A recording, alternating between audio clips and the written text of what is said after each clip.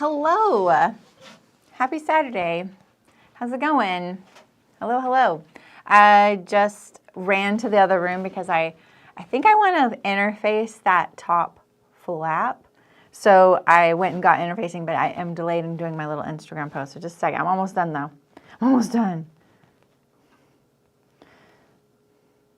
Even though I'm not sure this is the best idea to link it like this, I do. Hello, hello. Hi, Sarah. Hi, Tiffany. Hi, Jared. Hi, Aisha, Julie, Sylvia. Hi, Nancy. Hello, Amy. Hi, Janelle. How's it going, you guys? Welcome, welcome. Actually, I'm already going to take off my jacket.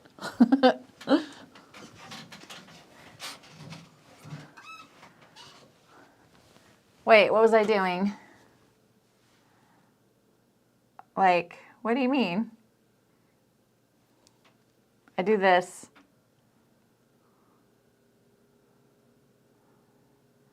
Oh yeah, I'm most likely like this. So that and I rely on autocorrect to make me fast. Oh man.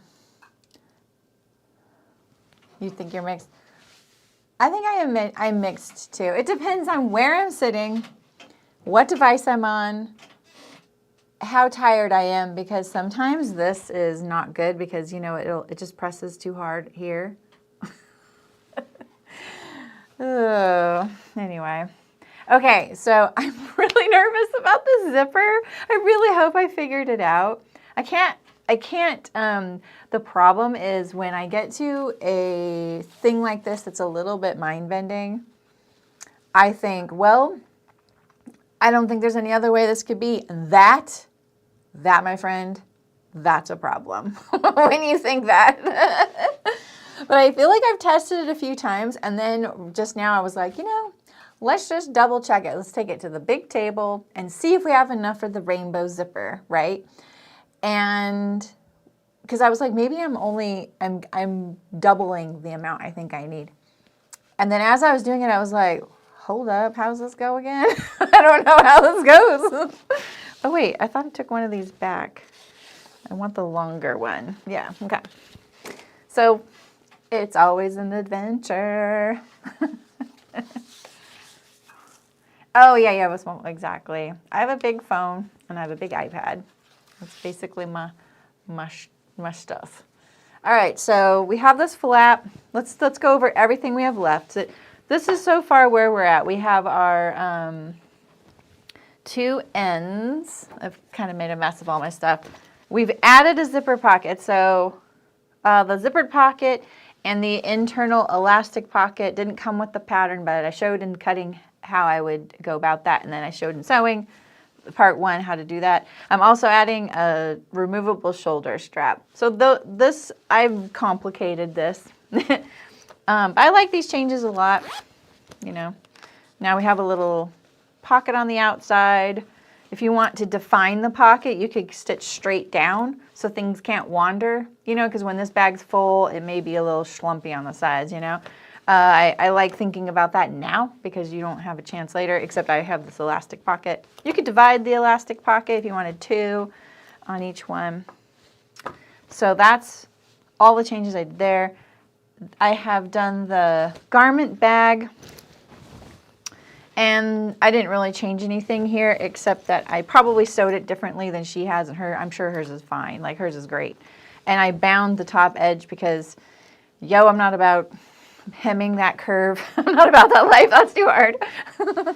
And then I haven't put the other piece of elastics. This is another mod I'm doing because I don't have the fashion fit clip. I'm actually don't have a whole lot of confidence in that little clip doing a whole lot, but you never know. So this is my idea, and this is upside down. So we'll pretend like we're looking at the clothes laying on top here. I'm going to put two pieces of elastic. Why does this look so long already? I think I need to shorten that up a little bit. And do I want one up here or lower? Maybe I need to move this one too. This is my idea. The clothes will go under both, right? So here is my pair of pants, right? We're gonna tuck under this one, and we're gonna tuck under this one. There's only one elastic included with the pattern because you're supposed to also use a little clip right here. And I don't know, I don't have the clip. I thought I did. And so this is my backup plan. And then if they're so long, I'm gonna go like this, up and over and under this. That's how I'm gonna hold my clothes. And the reason you're thinking about this is because this end of the bag is gonna lift up, right? And be part of the top of the bag. So all your clothes are gonna like slump down, right? So if this doesn't work, all I've done is add a piece of elastic I never use, right? And maybe having 2 heights of elastic will just be helpful for my clothes that aren't quite long enough. I don't know. I don't use a garment bag very much, and I definitely don't use one to travel with. So let's just attach this, I don't know where I'm putting this. We're gonna put it here. Oh, let's turn the machine on. And let's see how it's sewing today. First, how are you guys? We're getting some sun right now. Is it too bright? I have my window open, my blinds open, so if it continues, we may have to close the curtain. So today we're going to be doing the flap at the top of the bag and the removable strap, and then we're going to put the zipper in, and I'm going to finish that. I'm not about hemming a curve, but I am about binding an entire bag, so we all have our weird quirks, you know. Oh, look at that. I almost nailed 6 inches, so that's nice. We'll put this one 6 inches over here. Okay. I already stretched this elastic a little bit too. Yo, I made that really awkward, didn't I? Okay, so these are on here. And this is, like I said, it's upside down, so it's going to get this lining piece, right? This is the backing. The back of the garment bag, essentially, is my naked gardening fabric.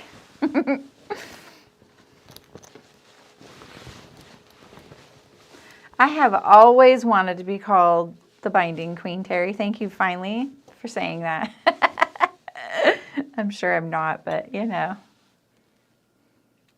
You haven't, Julie? I get that. I actually bought a really cool foot for my Bernina that does actual pin tucks because I was kind of excited about it, and then I've never used it, not once. And kind of a bummer because the Bernina feet are really expensive. This is kind of blousy here. I'm wondering if I should let it hang off. Oh, I know why. Because I probably used less seam allowance sewing the zipper the way I did. So we could like just pleat this along the top. So what I'm seeing is I have a little extra fabric here.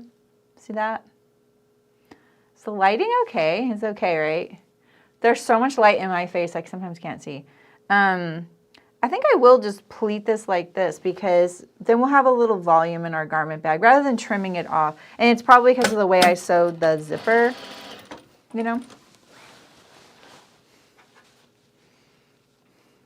Oh, yeah. That probably is true, huh, Debbie? That's cool. Like this. And we want this flat like this. So let's see. We're going to center. I'm looking at the center mark and just kind of centering this like this. Flattening this out.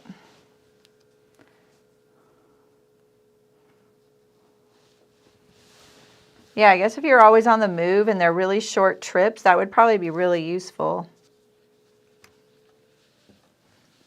I'm going to double check this, don't worry. I know I'm already sewing, but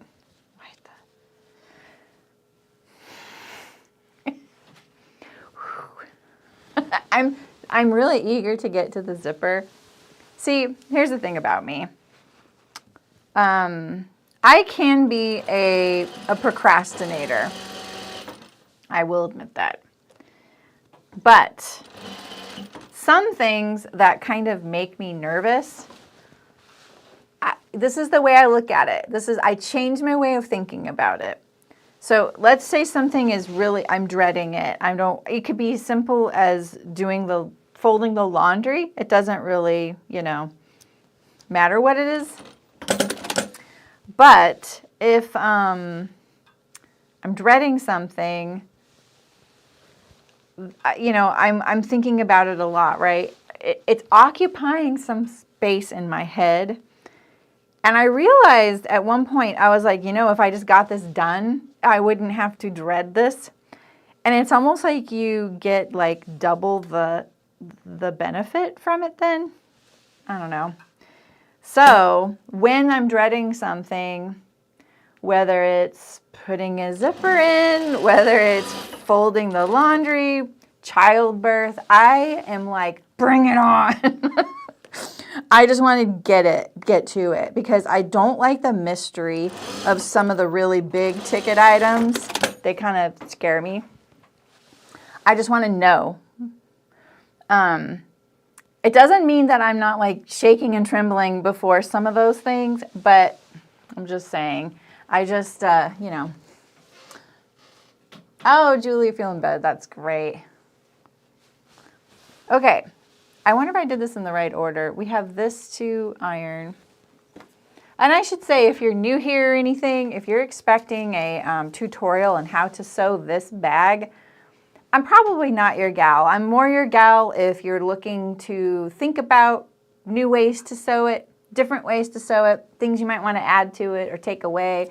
There is a really great video tutorial on this pattern designer's YouTube channel that you can follow. And if you're here live and you have a question and you don't understand, just ask me. I will, and challenge me too. I don't mind. Okay. Suppose this is the little hanging loop for your hangers, right? And I'm thinking, do I have to finish this edge? I'm just going to finish it. It's not wide enough to do in a loop anyway. I'm like holding that onto the table right there.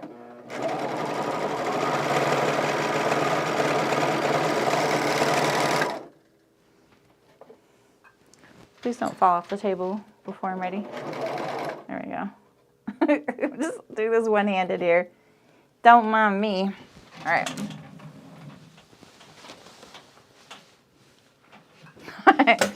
Amy, I know, but the thing is, they both will sometimes, like, I will dread the weirdest things, I just want to get it done sometimes. And I was 2 weeks late with my kid, so I wouldn't do something artificially, though. That's definitely not in my kind of makeup. I wouldn't have been like, okay, I'm going to schedule it either.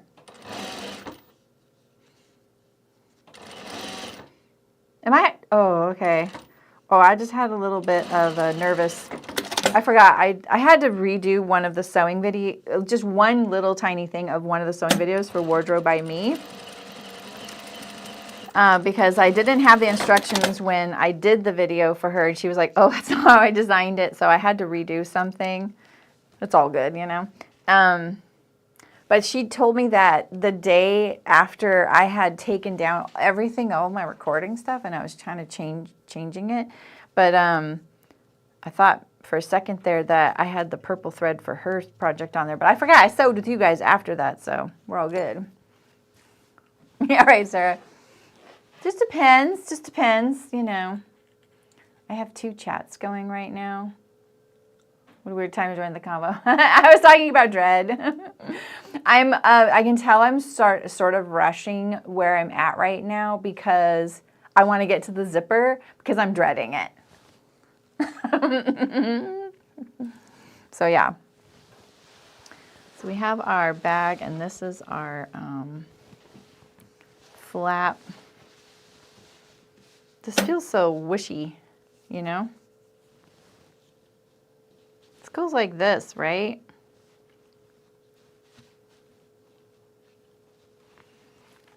I did read these directions before and I was like a little confused because it's kind of wrapped up with sewing the zipper, which I'm not doing.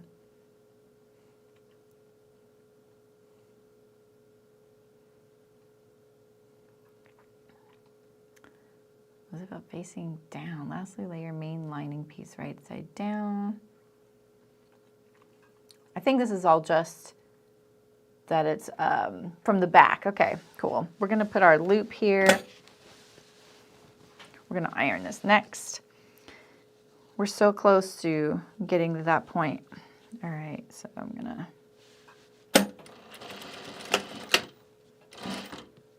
What the heck? I know that was centered. You saw that, right? We're nowhere near centered now.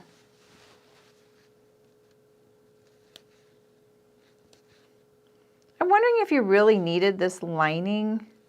I think it would depend on what fabric you used as your outer. Mine's the same on both sides, but I don't mind having the slicker, somewhat slicker texture, and also the body against the back of the bag. Because that's the only thing I can think of, right? Hello, Lena. And hi, Shem. All right, here, we're gonna, oh, I was gonna switch to my iron, but I don't have an iron thing now. I just have the cart. Okay, I'm actually gonna tack this down here first before we get away from this.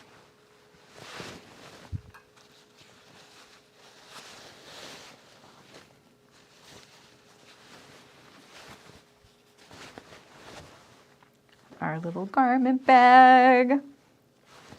Never used a garment bag. I'm gonna pleat the bottom too. I'm just kind of doing it on the fly. Elastic goes between these layers, just like this. Oh, it matches.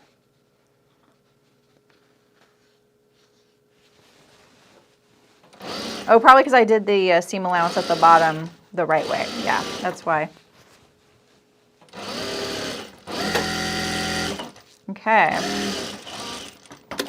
I stretched it a little bit. Do I sew around the whole perimeter? No, we'll do that to the bag. Okay. Here's our outer. We made a trolley strap here. I'm kind of glad I didn't do that zip bottom idea because I know I would leave that open. And then we have this zipper pocket as well. Label. Where would we put that?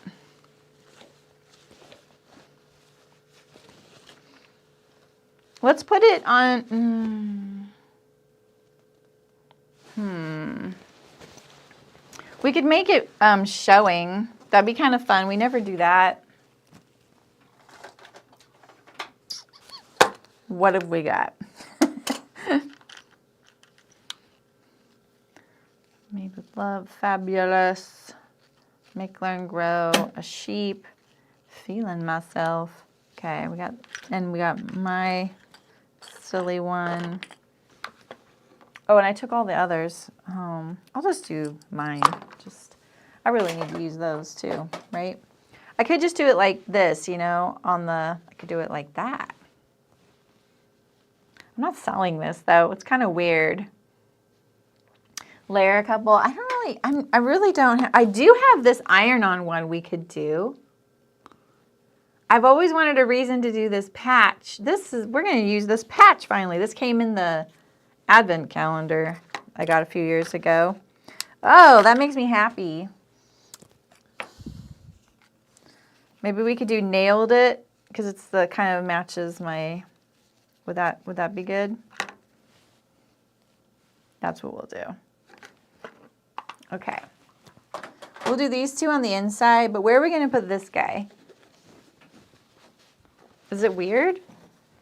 I should have done it before I put the pocket.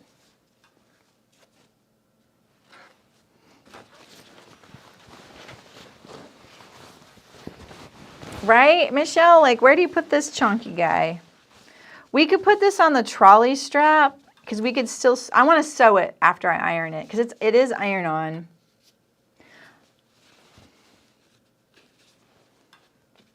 I don't know, where would you guys put this thing? Let's see, here's my trolley strap.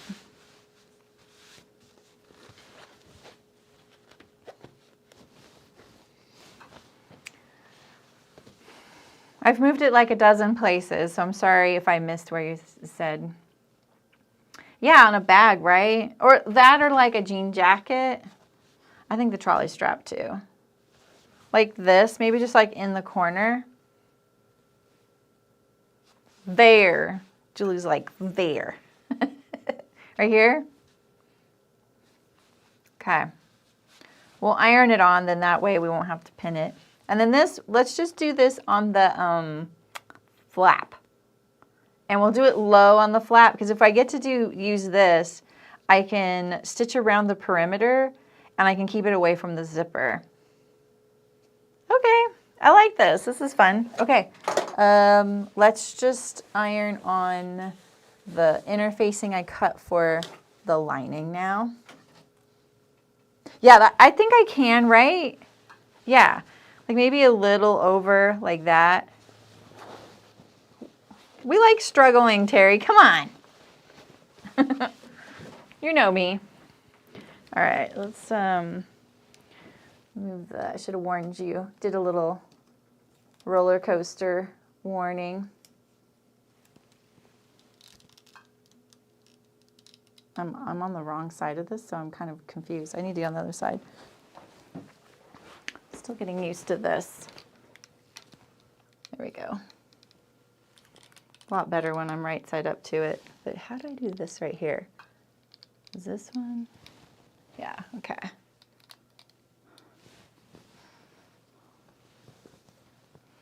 Okay, so I'm just going to interface this whole thing to give it a little umph to be a flap. I might have some regurts using this iron-on interfacing, but you know what? It's inside of a bag. Let's get it all on here.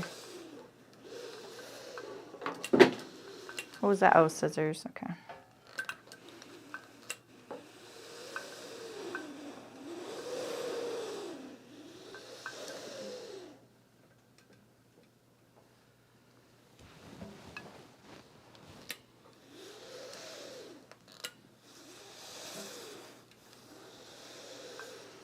I love these little kitties. They're so cute. So it was funny. I asked my husband about the whole bowling versus loaf pose for the cat. And he too had never heard of loaf. And he thinks we said bowling on our own. But we also thought, other people, we both thought everybody called it bowling.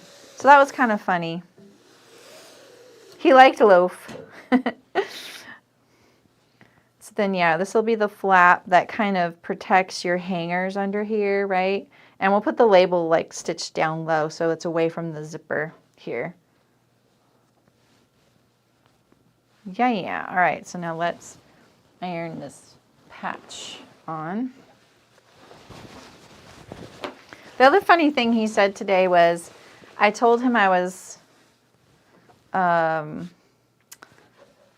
because I've moved a few things around, I don't have like charging cords in the right place anymore. And I don't like charging cords like in the way of where we live, you know, like in the kitchen and stuff like that. I'm a little worried about ironing this directly. Where's my press cloth? Oh, it's over here.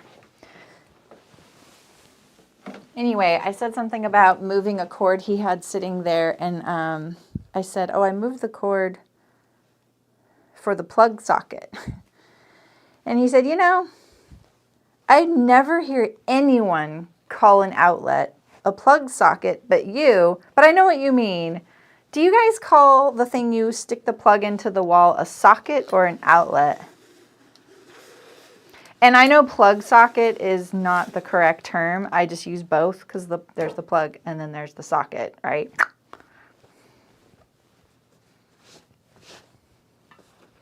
Is that straight? Don't play with me.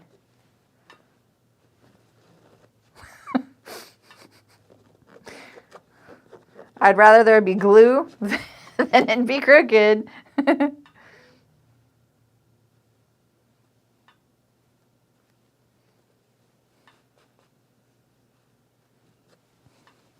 try that again.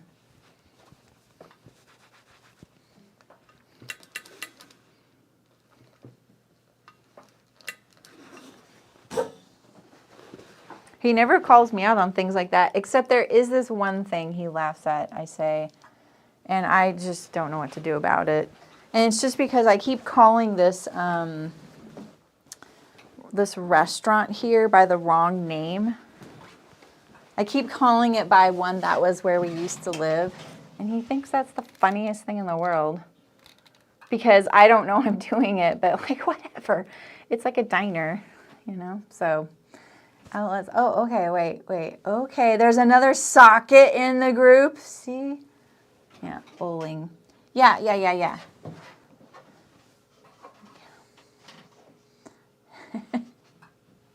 Trying to earn your keep today. Come on. You forget? Yeah, exactly. I didn't want to forget that. I'm glad we saw the... You're the one who brought up doing the labels, Terry, so you have definitely earned your keep. We got to use the patch. Like, it's huge. You've never heard of a cat, this right here, this little position when they tuck their little paws and their back legs and they look like a bowling ball. So we always say, oh, his name was Senor, this cat, this black cat. Senor's bowling. Senor's bowling by the TV. That's what we would say, something like that.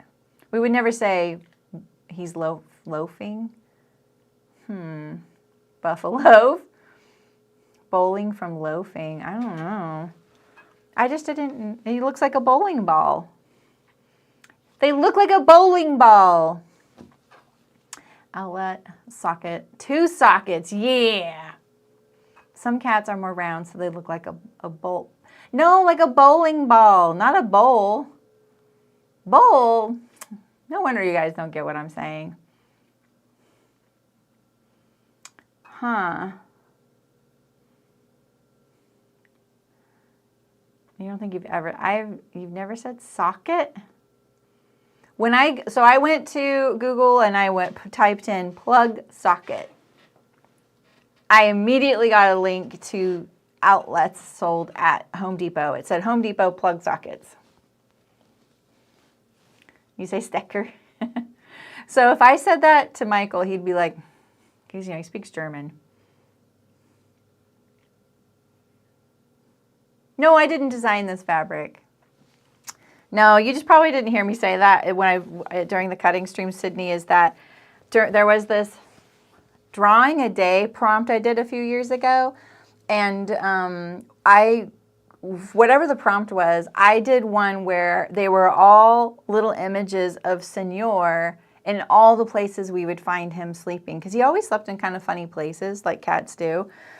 And one of them, I said he was bowling on the end of the diving board. Like, we looked out the kitchen window, and he was at the very end of the diving board just bowling, loafing, as you guys say. So that was kind of funny. And when I saw this fabric, I was like, oh, it totally reminds me of all the Senor things that I've shown you guys that fabric before. It's in the next room. I made fabric from it because I thought it was kind of fun. And then I ended up making, like, gift bags that we use to wrap presents in. And it's like this, like there's one inside of like a bed, like a garden bed that's like a freestanding, a container bed. He was like sleeping in there once. I didn't even see him for the longest time. Or he was all black like this. He loved laying in shadows. So you wouldn't see him. Like there would be all kind, but he would lay in the shadow. They know how to camouflage. It's kind of weird. So anyway. Bowling ball. Bowling. Saremy apparently thinks cats look like bowls.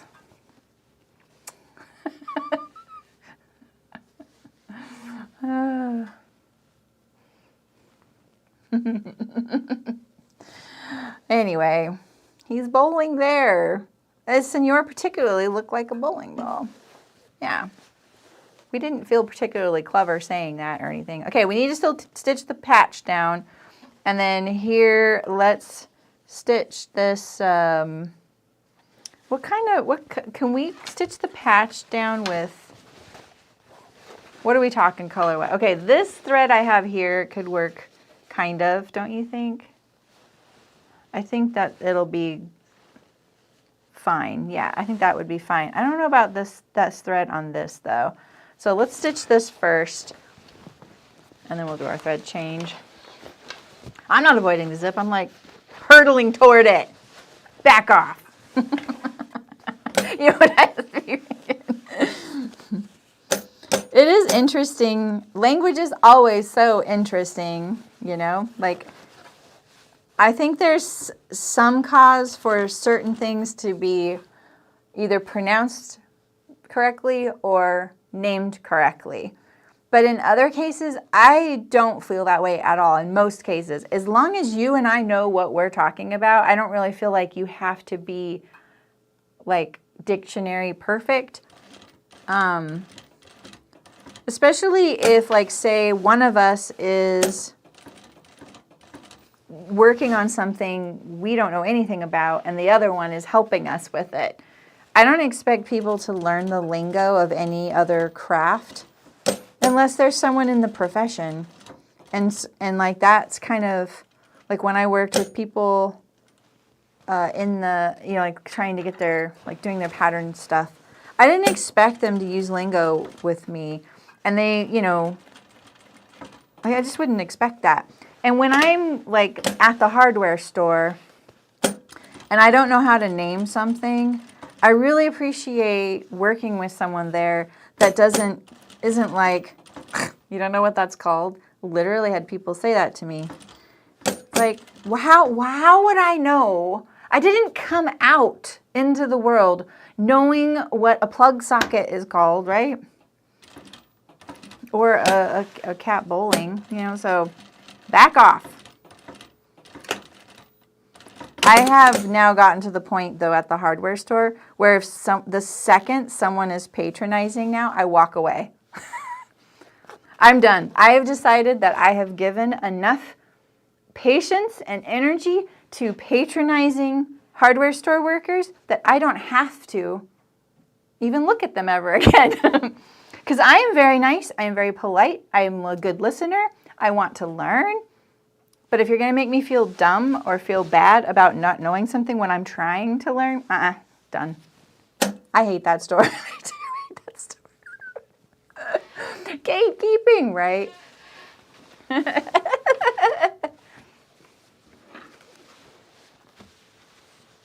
Oh, we have a lot of, oh yeah, exactly, Elizabeth, Sylvia, yeah.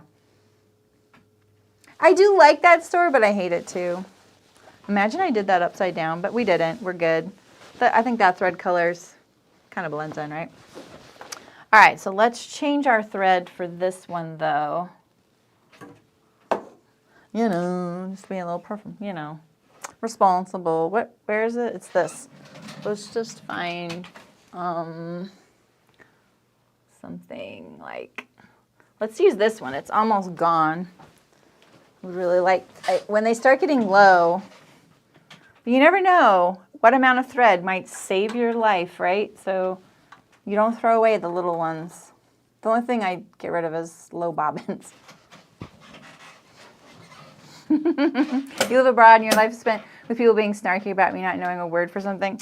I'm sorry to hear that. Like, so you mean you're living abroad somewhere where you don't speak the language as your first language? That's tough. In my experience, when I've been learning a language or traveling,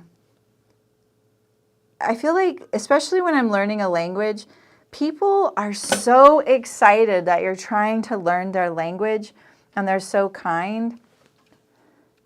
I will say that I've experienced that more with French, not French, more with Spanish and Italian than French. French was a little tougher to get people to want to talk to me in French or be nice to me.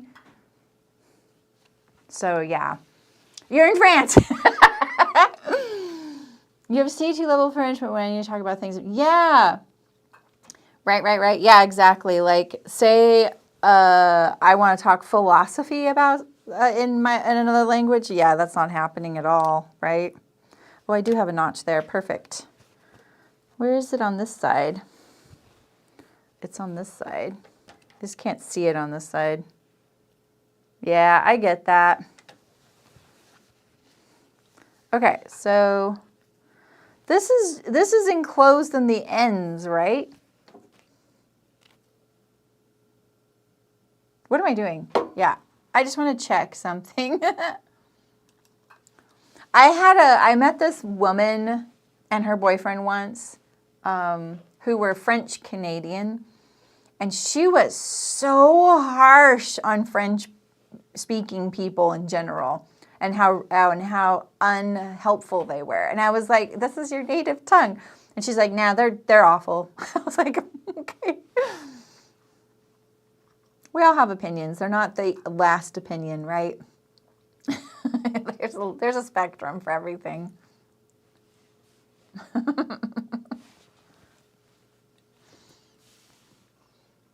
Okay, I'm just looking to see if this flap wrong side along the fold line and press set aside until subs. Okay, so we just enclose the ends of the flap on the sides of the bag. I just want to make sure it wasn't like loose on the sides. So when this is on top of, let's just look at it. Let's make sure we like that. Okay, so here we have our, oh yeah, this is quite a big opening, so that's probably gonna work great, right? So we have our, and then these could never be podcasts because I never finish a sentence, huh? Okay, so then if this was pinned here, right? I've got it kind of pinned a little bit. We'd lift this. That's doable for sure, right? So we'll leave it like that.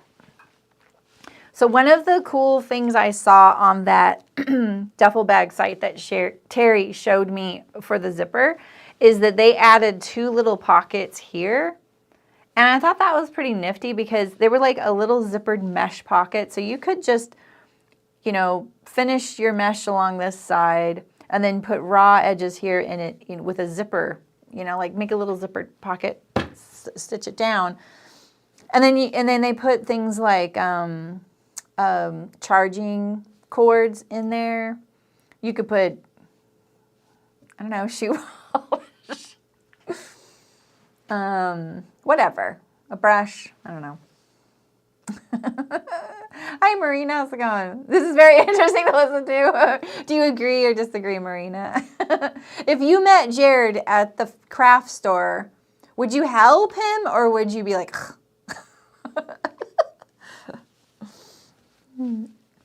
tell us honestly, Marina. Jared, we're going to do a meet cute for you so you can have a crafting buddy. Okay, we're going to put this like down here. Nailed it. This is so, I don't know. Egotistical? Is that what I'm looking for? I was going to do it through all layers, but I'll just do it. I'll make it clean and do it this way. Of course, help. Yay. Okay, cool. There we go. there's one person in France. We just need a few 100,000 more, right?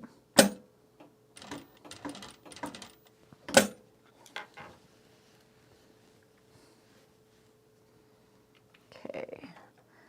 There's always this thing with my labels because they probably like, this is how I picture it. It's like this long thing, right? They come off the machine like this, end to end, and then they cut them, and when they cut them, maybe they fold them and then cut them. I don't think that would be possible. But see how it's like the black is showing here? I'm always having to push it because I feel like it cut it like this. It pushed this way, or maybe the folding is what does that. So I always try and correct that little bit there. Okay, let's get that a little further in.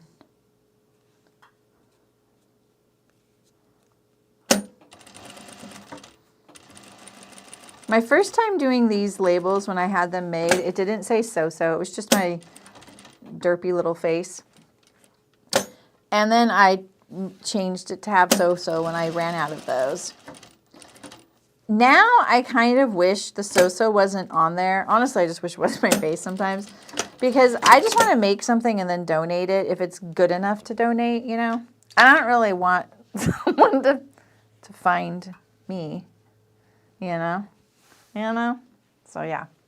Okay, so let's put this on top of here. We're getting there. Imagine if you could put gifts in the chat. That would be chaotic. I could see the "it's happening" gif.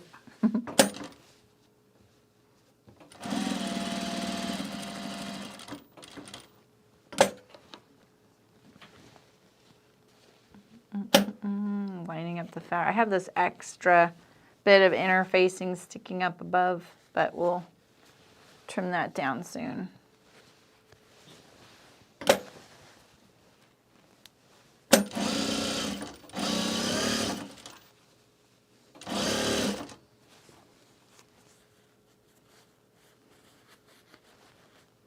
Right.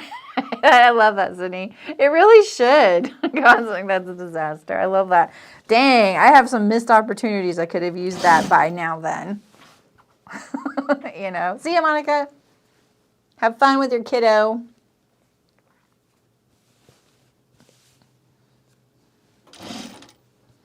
This cat keeps making me think I put this in upside down, but we're good. I got this fabric from Hearts, and I think it's one of the new arrivals. I shop there a lot, so I just usually tend to stick to new arrivals at first, like when I'm on there. Okay. It looks nice, right? Like it's a nice finish. All right, so now we need to attach our ends. So I am thinking we can put them in the middle, like sandwich them. Right? So that's going the I think I'm trying to think where I want this pocket on the outer. So one of the cool things about this, zipping it as one, is that you can unzip the just one side of your end, and then it drops the front of your bag down, and so you kind of have like a little cubby. So if I still wanted access to that pocket, I'd want that on the back side. Do I feel clever enough to be able to figure that out? I think so. I think that I'm going to put the pocket at the top, so you'll know if mine doesn't work out that way.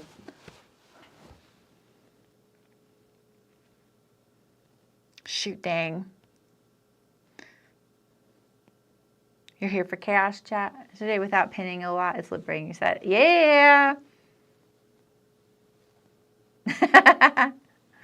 That's funny, Cindy.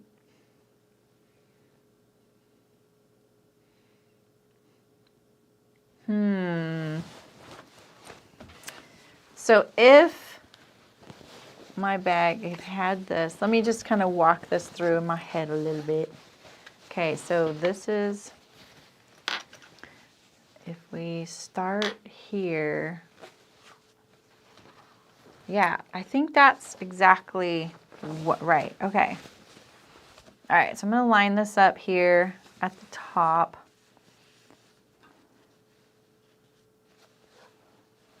I might adjust this. I think I'm thinking of this correctly, but I'm not quite sure.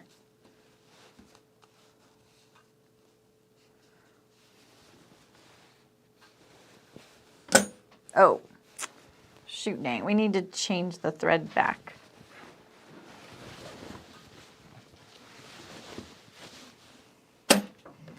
Lately, Loki's been talking to me a lot.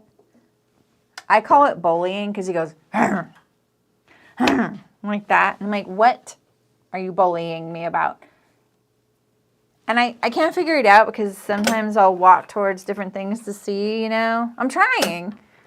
And he's like, mm-mm. So I'm not sure what's going on. It's usually food related. He's a pug.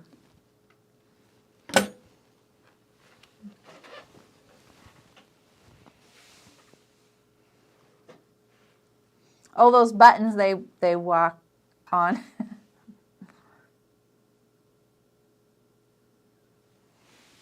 The same, no, bullying.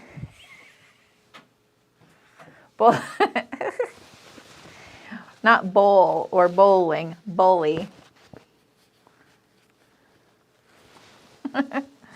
Okay, let's see here. This is my, I don't think I should start at the top. I'm just going to start at the top. And let's just see.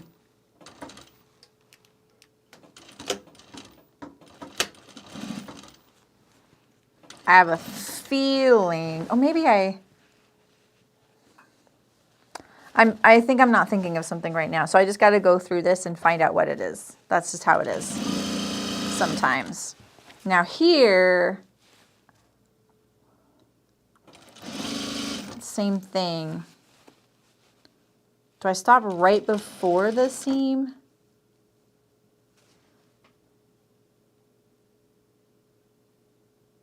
I think I do. I'm going to stop right before it ends. Let's just see right away what happens. So now we have,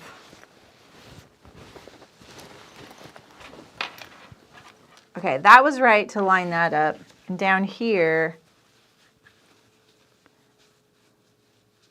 if I hadn't, yeah, so that was right, not to go to the end of this. So I stopped a seam allowance away from the end there. And that's so that we can access our seam allowance, I think. Ooh, we're super close right here. Okay, we need to be more careful. Said Saremy never. So let's just pull this over. We're kind of figuring things out.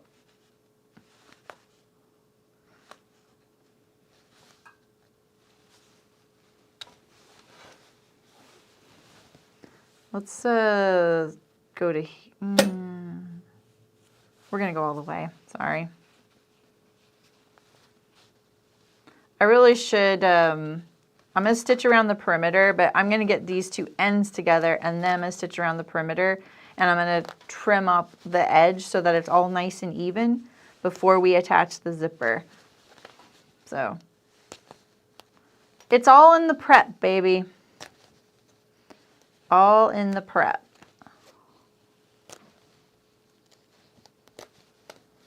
I'm being kind of lazy with the seam ripping. So we'll do that right there. Okay, so let's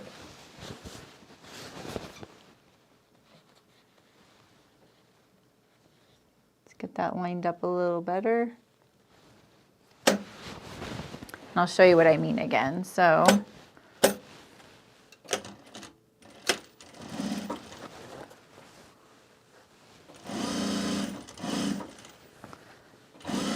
I'm going to stop 3/8 of an inch away from the end of this end.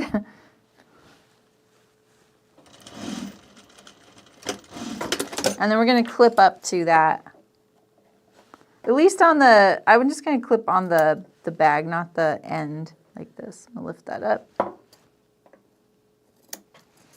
And so that will make it so that when we turn it, we can pull out these seam allowances like this, and we'll have a nice continuous thing. It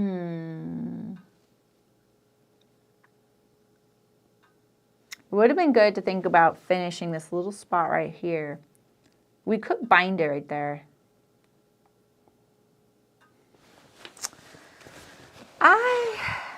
I'm not in the business of making this pattern or marketing it or doing anything. I'm just doing one. So we don't need to overthink it too much. But I tend to, you know. Okay, I'm going to do the other side. And then I'm going to top stitch those. Okay. So, right. sides together. So again, we're going to line up the edge to the top up here. And I do have some, you know, some fabrics like this hanging off, but so I'll make it so you can really see that it's lined up to the top edge there. And then we stop 3/8 away.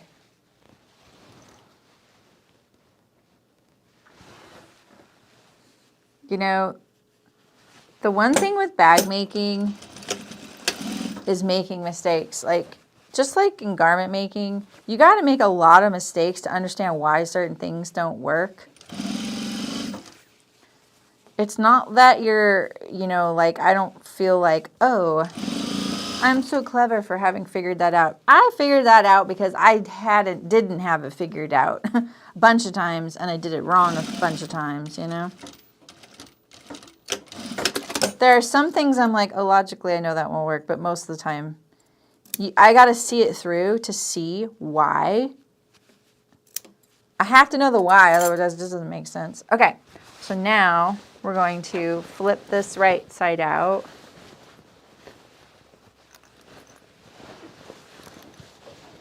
It's a lot of bag. Okay, so it's looking like, oh, I think I fixed the audio thing. It was something that I won't want to bore you with telling you what it is, but so it's looking like this. Okay.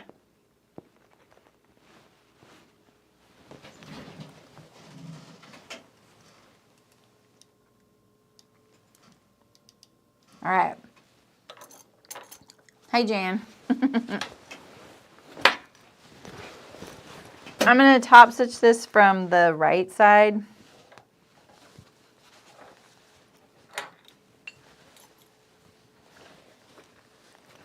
I'm going to pull these layers. We're so committed for not knowing if this is even going to work.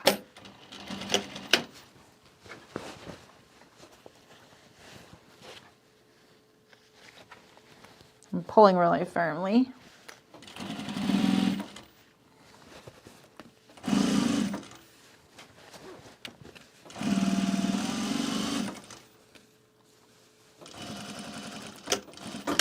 Okay, so it's looking like this. See, there's my live seam allowance there. I'm still thinking about how I want to finish that top little thing, because what I think is it would be really hard to start. I really hope this doesn't need to be a separating zipper. It doesn't need to separate though. Oof. We're dead in our tracks if it needs to be a separating zipper.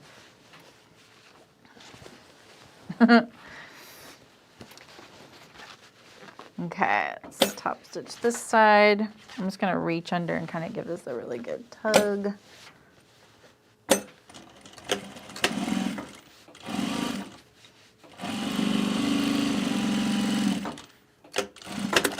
All right.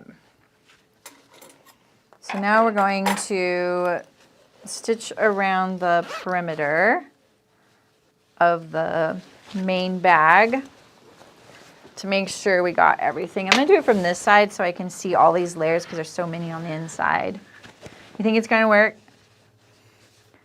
I think it's gonna work because the head of the zipper can stay here when it's open, right? Like it doesn't have to separate.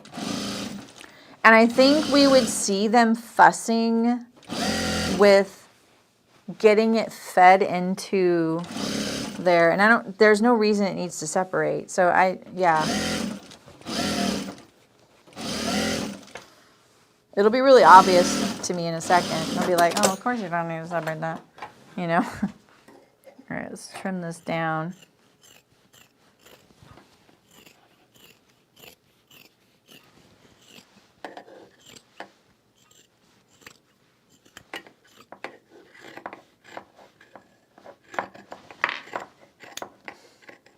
I really need to sharpen my scissors. There's apparently a guy at our farmer's market that sharpens scissors, so, and everything else.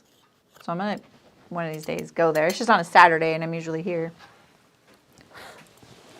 Okay.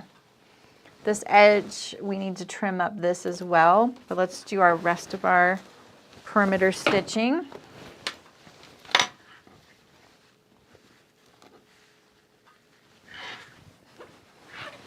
I'm going to turn the iron off. I actually don't think we're going to need it anymore.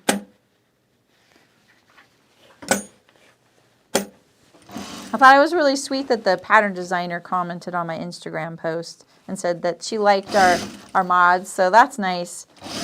So rarely do the pattern companies acknowledge, so that's nice. It's all for the fun of it.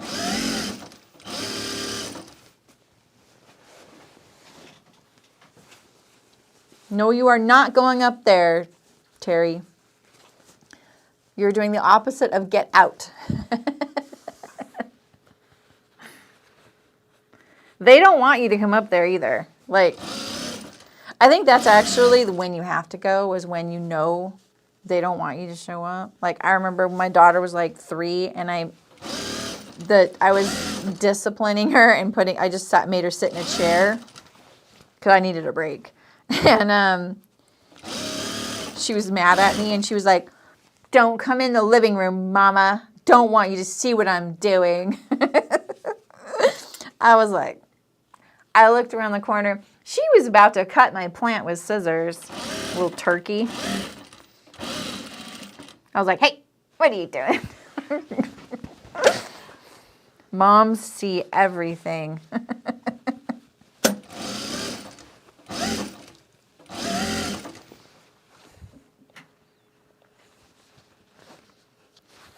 Okay. I have had the fullest week this week. And I'm so excited that today we got to do this. Like, I was really looking forward to this. So this is a great way to finish my week. And I had like a busy week in a good way. Like, I like being busy. But I was definitely, like, by the end of yesterday, a little tired.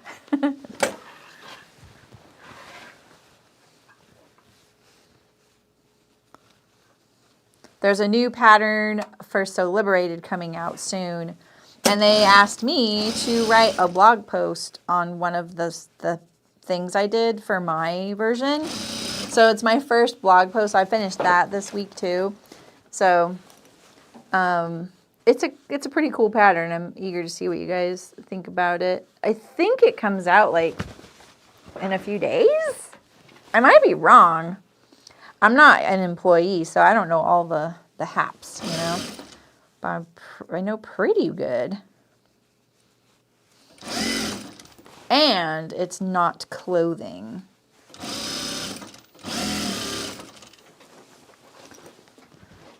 And I hope the quilters in the world don't scrutinize my blog posts. So it's one garment sew as to another.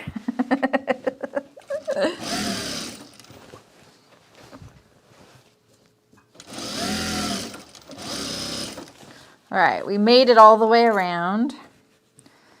Our first of 4 times. We're about to go around the perimeter of this bag 4 times. We're going to sew the zipper to it. We're gonna bind it. So the plot thick. You know what it is, I'm pretty sure. Hi, Derek. Chilly and snowy. Ooh. I think everyone's getting snow but us. Obviously, it's sunny right now, but we've gotten so much water. So much water. This is usually, I would take this to my table and use my rotary knife to do this part because I find it to be better. It's like a straight up and down cut and so much faster than my little scissors here. What are you working on these days, Derek? You'd like a skirt in this fabric? It'd be really cute.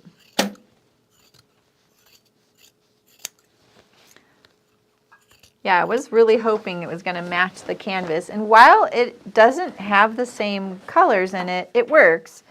And then same with the floral binding that I picked. I was like, okay, it looks like the right colors, you know. I think this cat fabric is by Riley and Blake. I think.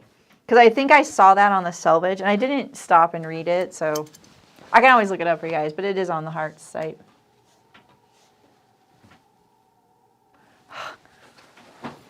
They do it's either weekly or monthly town-wide alarm. Can you guys hear that? It's really loud today. It's really eerie. The alarm they picked is a really eerie sound. It's very like alien movie type of thing.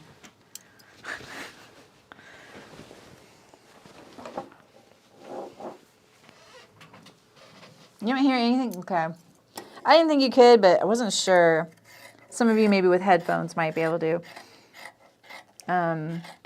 It's one of their like fire safety things that they've put in after the fire.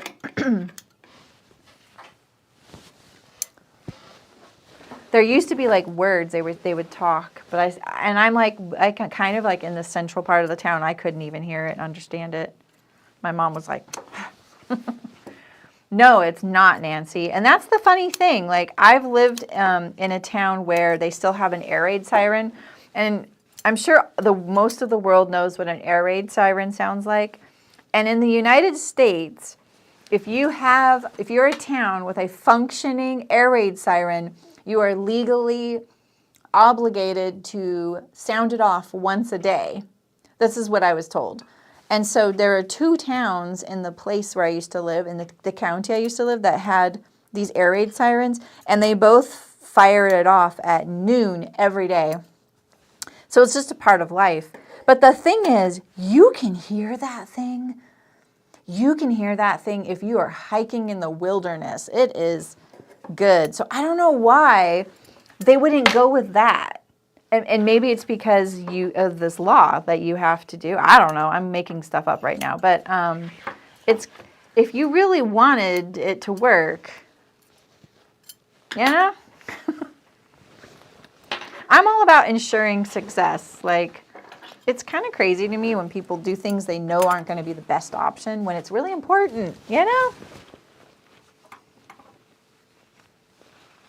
Oh, yeah, right, so Christina? It's you can hear it so far away.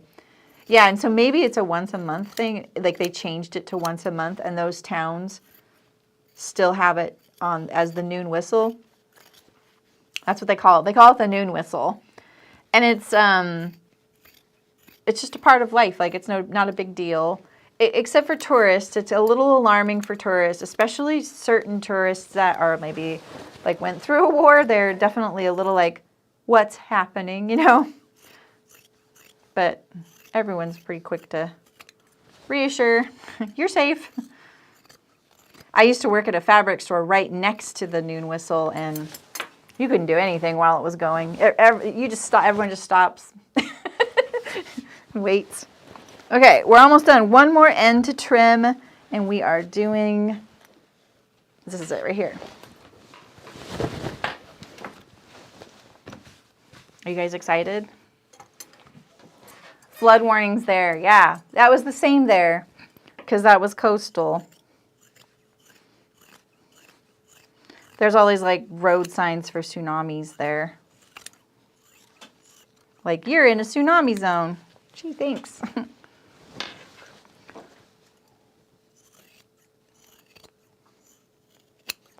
Okay.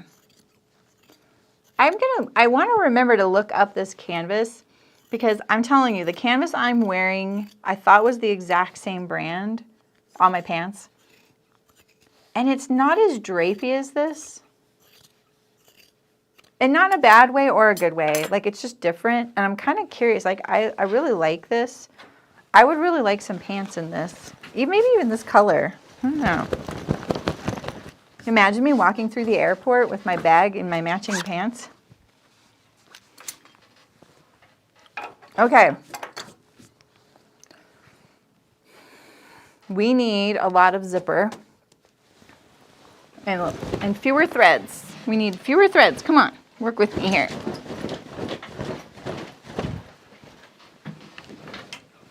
So basically, one thing I figured out math-wise is the length of your bag along here. This is a great key to doing this, I'm pretty sure. This right here needs to match the length of your end. Pure and simple. I don't have enough rainbow zipper. I thought I did. I don't. I think we need to bind this little edge here. So let's do that too. Because this is my thinking is that this would be much easier. Remember we added our notch that's like 1 inch or something away from here. So it was like, I said whatever it was, 1 3/8. Oh, check my bobbin, thank you. You more than earned your keep. Oh, look, it's really full. Cool. And I have another full one. This one's not so visible if we run out, right? Yep, I know, not enough rainbow. And I have a lot of rainbow. I think I'm gonna bind this. I'm just trying to figure out how I can bind it. Oh no, I don't need to. I can bind it when I finish the zipper. Okay. Oh. Okay, this just got even better. Okay, we have our zipper here. Oh man. We're going to pull off a lot. Don't you dare start unwinding from the center. I see what you're trying to do here. This thing is wily, man. Wily. You gotta keep your eye on it. Okay, I'm just going to pull off a lot. I'm gonna put it on the ground here. We always had a bin when we had a lot of zipper, and I think that's how she did it. She put it in the bin so it was really snug, and she would pull from the center like a center pole yarn ball. All right. Okay. We're gonna pull it back like this. And we really want to make sure we start in the same spot on each of these, so we're gonna mark it right now. We want to be as close as possible. I just gave you that notch so that you could know that. Could we, like right there? So let's do it like, I'm gonna do it a 1/2 inch away. I lost my notch. It may have been on the other side too. We're gonna go right here. We just want to make sure that, you know, because we can only do one side of the zipper at a time. Like one side, right? So we want to make sure we're starting and stopping at the same spot on either side. So let's mark this one too.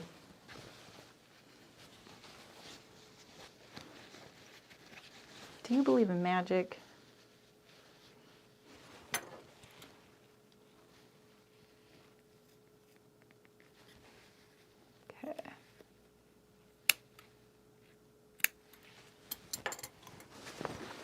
Okay. All right.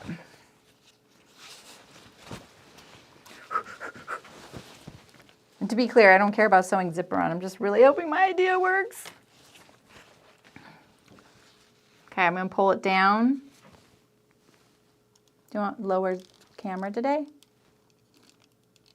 That works. It's just right in my face because I didn't zoom it. I'm going to line it up to that notch I just did. Right side down. I'm like pushing it over.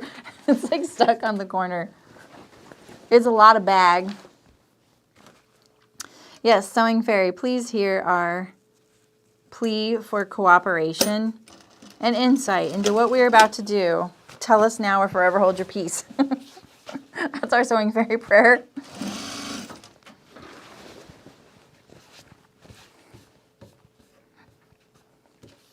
Okay. We pretty much won't know this until we go to the other side, I think. But the one thing you can do to make sure it's going to line up like on your corners and stuff is marking your zipper across on the other side where it needs to go to on that thing, you know?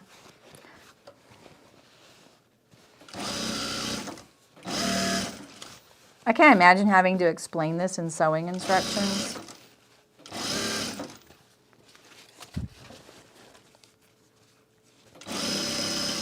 All right, so we're at a corner here. I'm just going to slightly round it a little bit. Like that.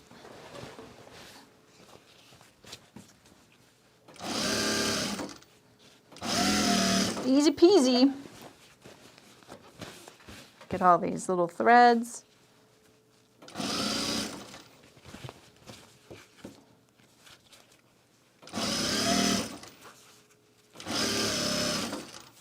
Okay, our other corner here.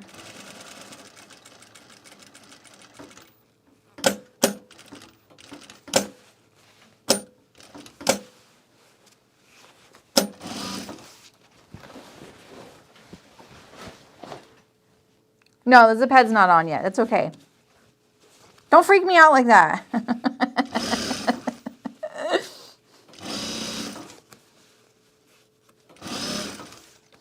It's not closed at the top or bottom, so we can add it later.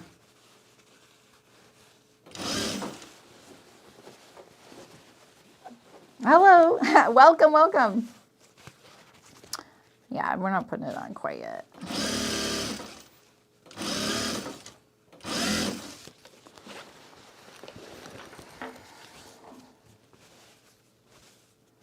Okay, so now we are almost to the end here.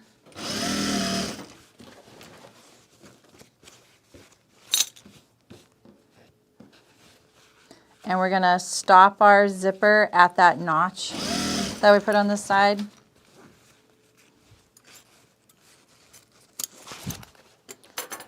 So I'm gonna pull this apart. There's my notch right there. Okay. Now we just need to do it to the other side. You're barely breathing now. Collective anxiety. I've been living with this anxiety since Monday, so welcome. Okay. So this is what I think to ensure success is that you can go, okay, I need the zipper here. This is the top of the bag, right? Here's my trolley thing. I need this to line up to this, this side here, right? We need those to line up like that. So we're going to mark our corner here so that we can make sure that we're on track. Actually, we're going to see it face down, right? So I'm just going to fold this in half like this. Now I have a spot I can press more firmly, right? And then we're going to mark this corner so that this is your only chance really to control where the bag lines up. Because if you don't line it up right, you might have something kind of wonky. You know what I mean? Like the bag won't be, the ends won't be parallel to each other. They'll be a little bit like this. So, okay, so now what else can we do?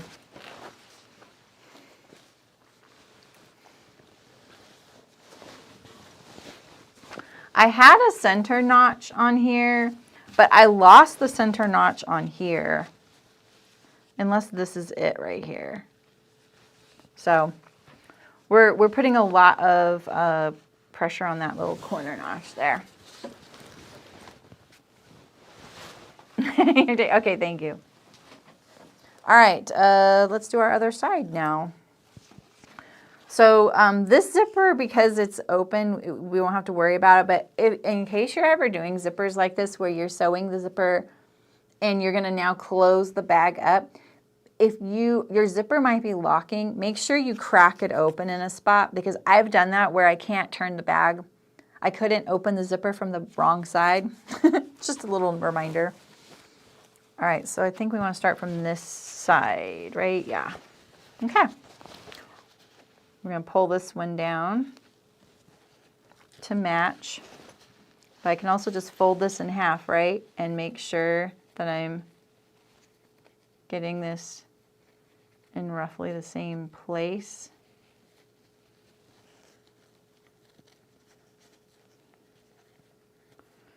See, it's really, this is why you need that gap. It's really hard to spread this apart to get the width of the zipper there. So this measurement here is basically the width of your zipper plus a little room to move your fingers. Sometimes I don't know why I need something. I just know I do because I've had that problem before, right? Okay, here we go. Phase 2.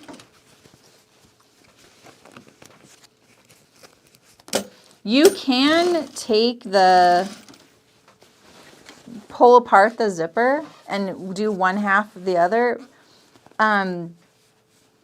if you need to, but I think that this will keep you kind of on track, especially if you have the notches. But if it gets to be too much, you can undo it.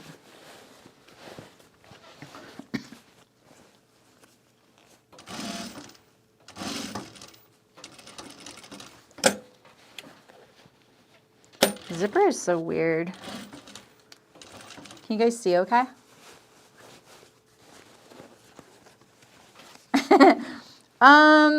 Maybe. Can you? As long as you can go up and down above that point. Like, I'm not sure about a tooth zipper, like a brass tooth zipper. Can you do that? That's a good tip. All right, so I'm starting to look at where this is in relation to this, and we need to make it there.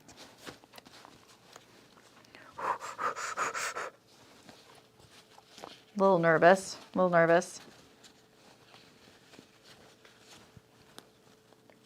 That's what we need. Non-negotiable. Ow, jeez Louise. It's very thick.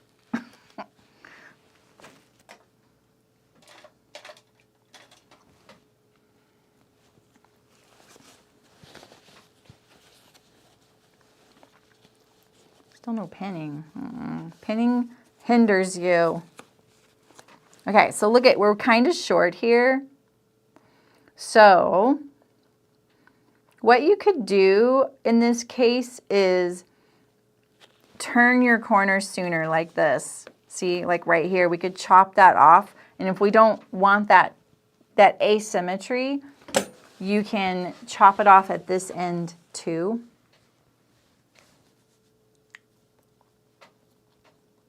We could straighten it out a little bit. So we're gonna do that. One thing I do know about is sewing like the ends on a bag and the little pitfalls with that because there are plenty. Yeah, it's very inflexible. The tape itself is very flexible when it comes to, oh my goodness. I'm still getting used to how that thing works. Okay. The tape itself is very whooshy inside here, but it's very inflexible. So we're gonna just take this out a little bit like to here. And where I'm at is on the end, these ends right here. We're just gonna straighten them out a tiny bit. I have to do it to the other side too.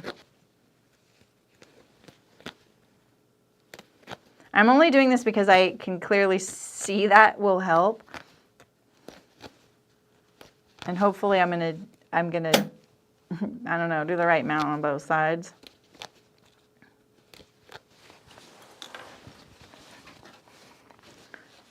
So maybe if we come straighter down like this, we will gain back just enough.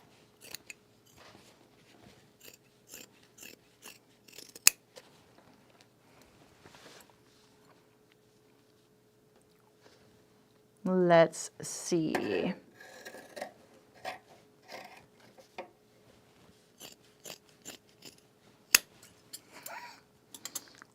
Save that.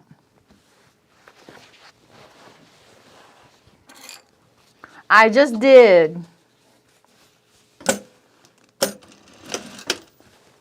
Always use the trimmings as a template, right? And I usually, and I still have patterns like this, I tape that to the pattern so that I know, oh, I gotta do something to that, right?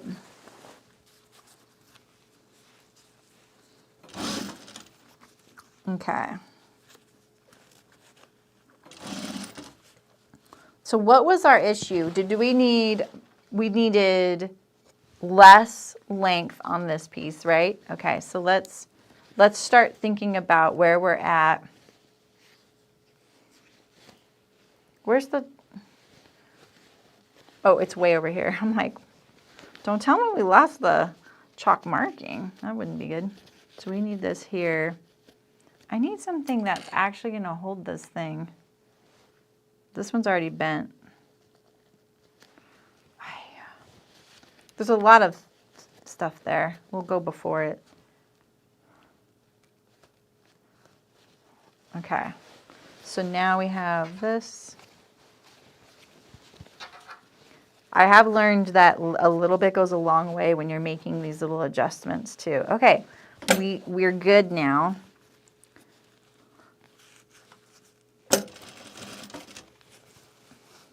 When you're doing these corners, really slam the zipper tape all the way up to that cut edge as best you can. Because it's really easy to go like into the interior of the bag by accident because those corners they're kind of tricky and the tape doesn't want to do that.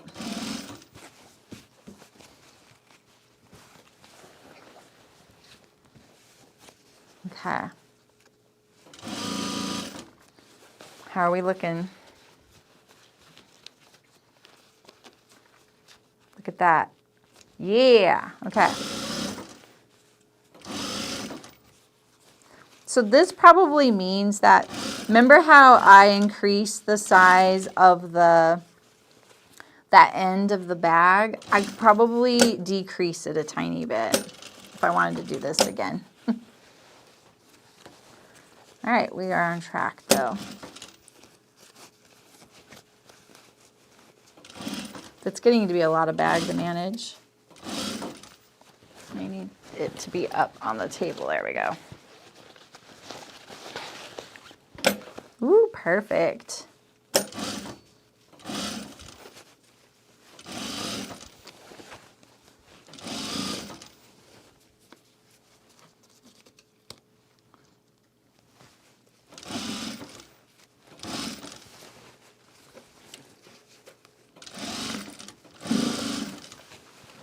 Okay. So our next one is right here. This should be an easy one since we are just on a little straight length, but we never assume, right? Okay, we're good.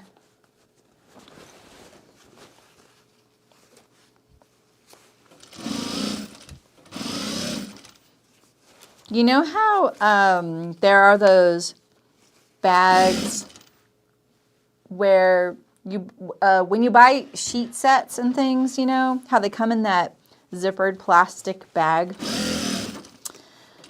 I did this like limited edition thing when I had chicken boots where we made a set of those in vinyl for people. And oh my God, those were so hard to sew because the whole bag, it's the whole top of the rectangle zips off. And so, but I really wanted a nice quality version of one of those and not in that cheap plastic, you know? So, all right, so let's trim down these corners here. We just needed to straighten them a little bit. This one I think is a little bigger than the other one.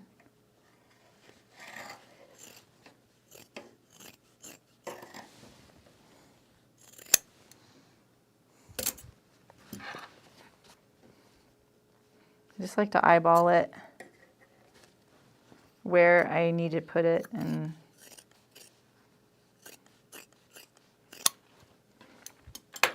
just made it a little straighter on those corners. Rounding more in the corners. Oh yeah, maybe you could do that. Yeah, exactly. I think, but you would have to know that when you sewed that first zipper on, and that could be a little hard. Really, you can just do the math on your pattern piece, and remember the end perimeter at the end needs to match the rest of the bag side, right? Okay, we're getting there.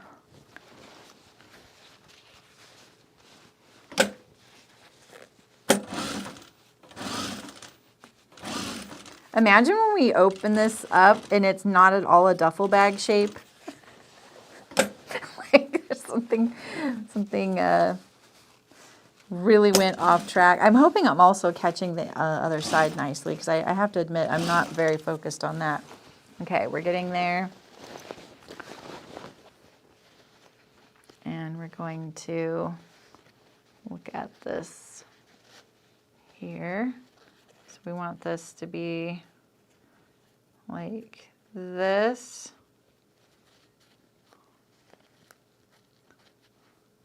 Wait. Like this.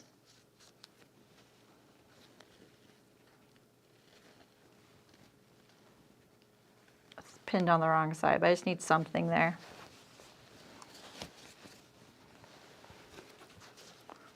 Okay. It's going to be close. I'm pulling on the bag a tiny bit.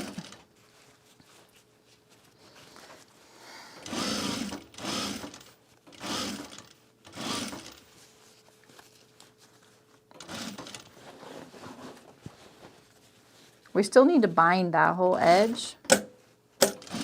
Oops. My tape folded on itself there.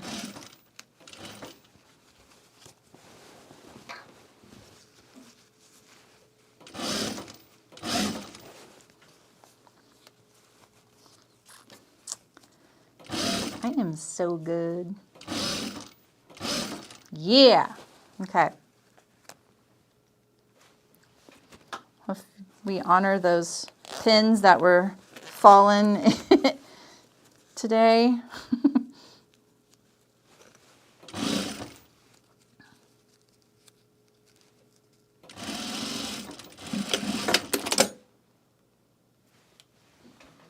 All right, well, that's it for today. Oh, I do need to put the zipper head in. Yeah, you're right. Thanks. Sorry. Let's undo it all, and we'll put the zipper heads on.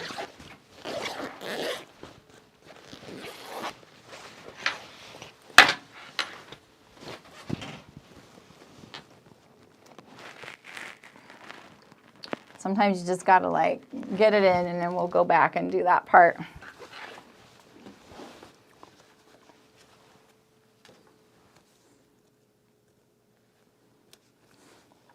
We thank those pins for their sacrifice. This was dicey because sewing through the coil can sometimes damage it a little bit and make it really hard to put the heads on. So yeah, put your heads on first. Where am I now?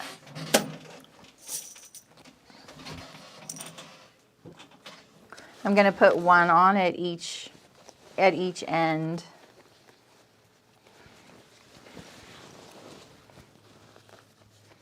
Oh my goodness, here we go. Yeah, I really made this hard for myself. I just had to know if it was going to work. You know what I mean? Ta-da! It's more like doo-doo-doo-doo.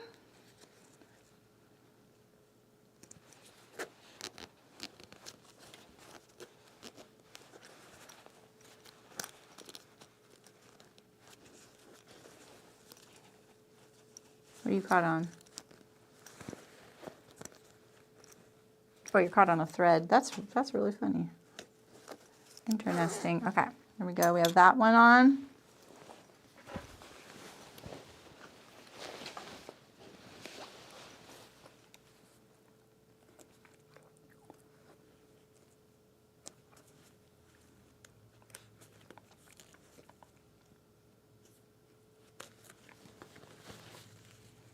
Terry's happy.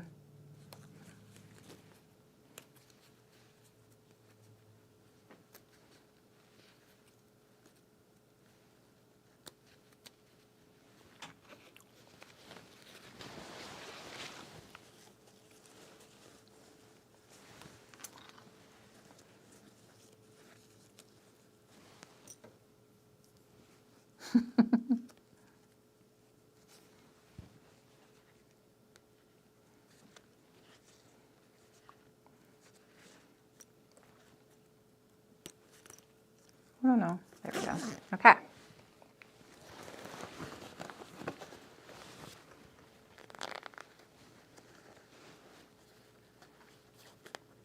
Get this back on here.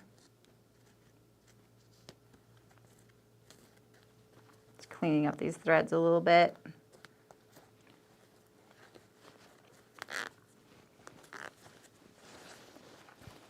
I kind of want to undo that, but that's okay. We won't. You're here for this.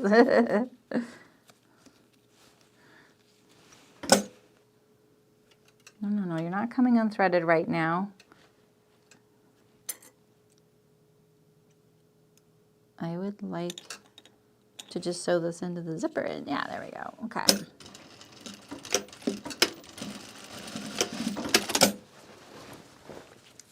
So now you know you can put your zipper heads on before you start.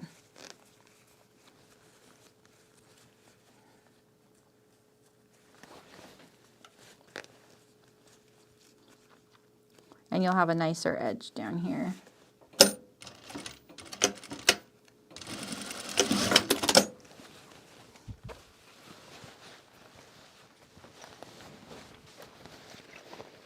You want one for each family member? I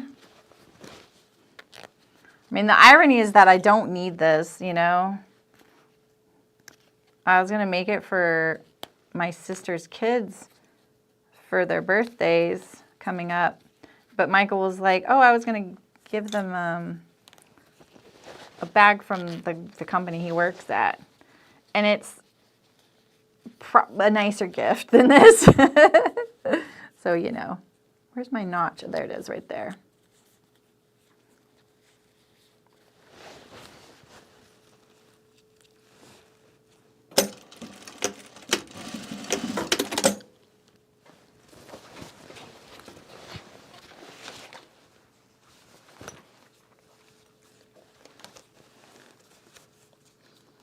There's a lot of duffel patterns out there, Christina.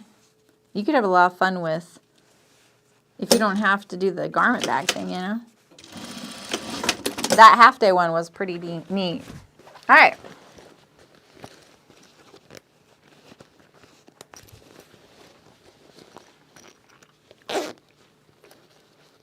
Oh, I'm already off. Didn't I put that in the same spot?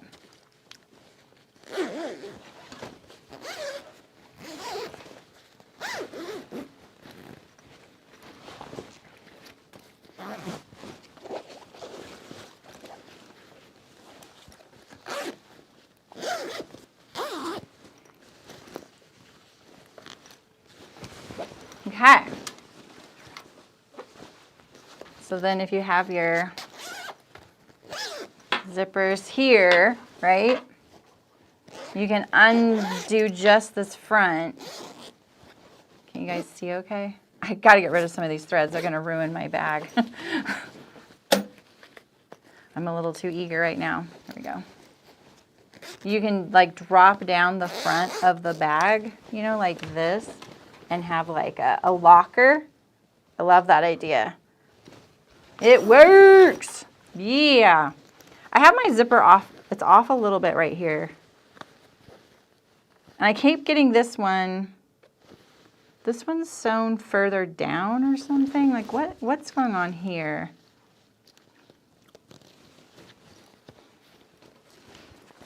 think the other one's better.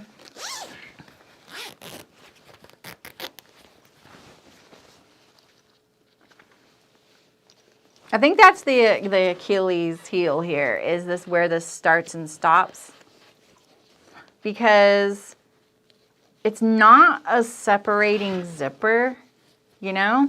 So you can't really like look at this little spot here the same way. So if you wanted, you could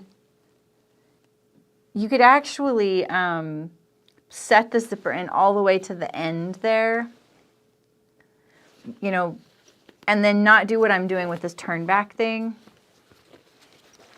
Let's look.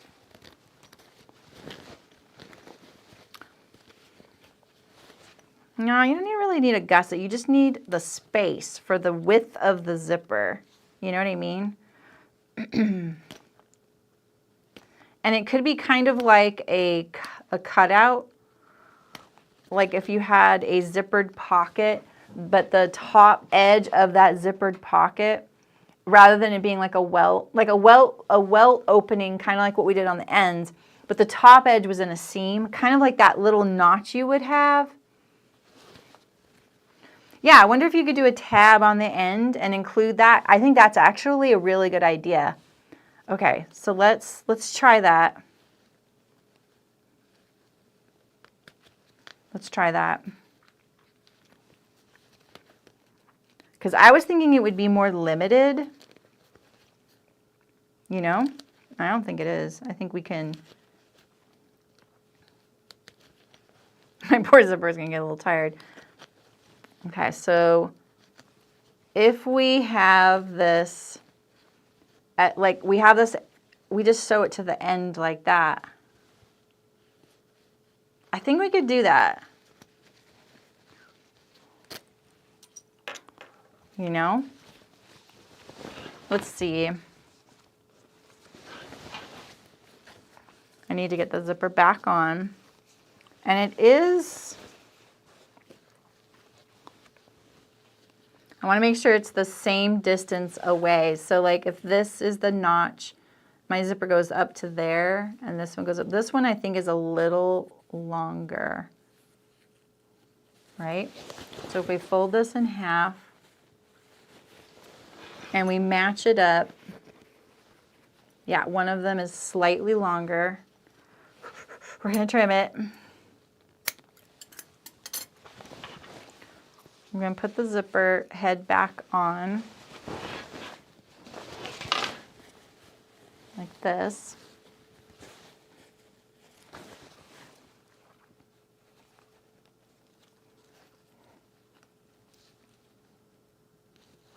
I wish I had a job where I got to figure these things out. Okay, so now I have. So now then, yeah, you set this in here. I just don't think this is going to look as nice as we want it to sometimes. That's what I'm worried about.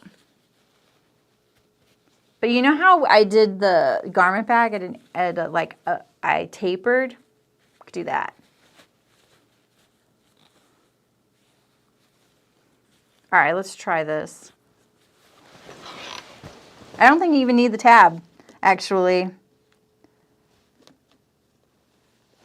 I'm going to bind around the perimeter anyway. So you know, can I include this in that binding? I'm going to try. So I'm just going to basically do this. Sew it to there.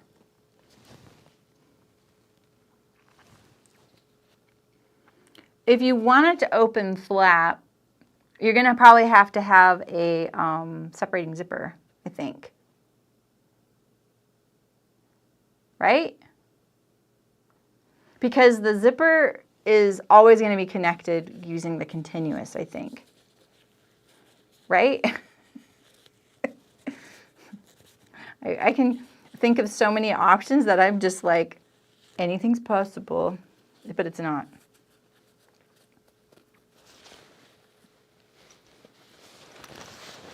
Let's check this out and see if we're in the right boat here.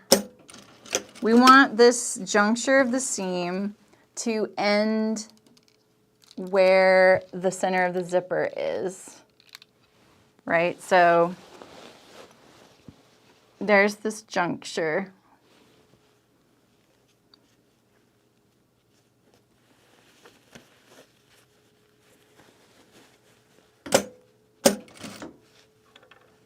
It's not much zipper there because I didn't know I was going to leave it undone like this. Like, I mean, like all the way to the end.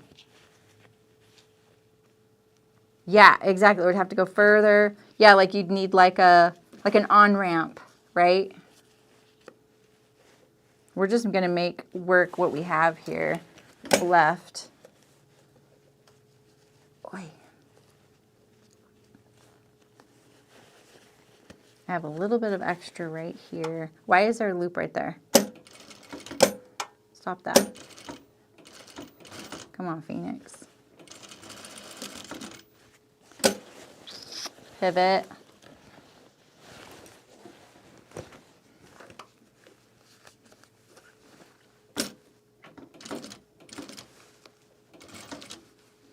This zipper brought to you by Coil Chain. Coil Chain, you can sew through it. It's amazing. Okay. So see, it looks like that. Can you see that? Let's see. I'm pleased with that. So yeah, it's not like perfectly flat, but it's pretty darn, I would take that. That's pretty flat for me. Okay, let's do the other side and then we're gonna bind it. And let's get rid of these threads here.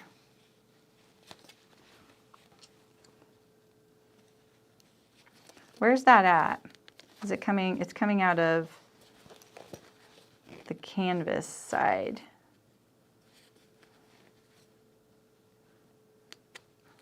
Did I get one? I didn't get the other though. Where's that thread coming from? Oh, I think I see it. Oh well. Maybe it's coming from here. No, oh well. Okay, let's do the other one.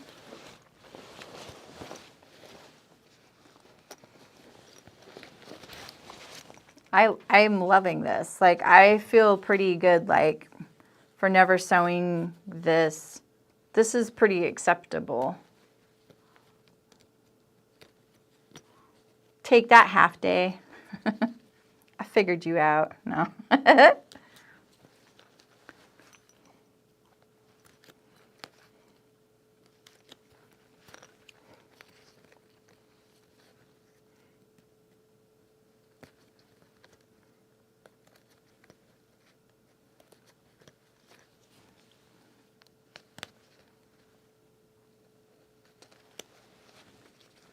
Take out all this thread.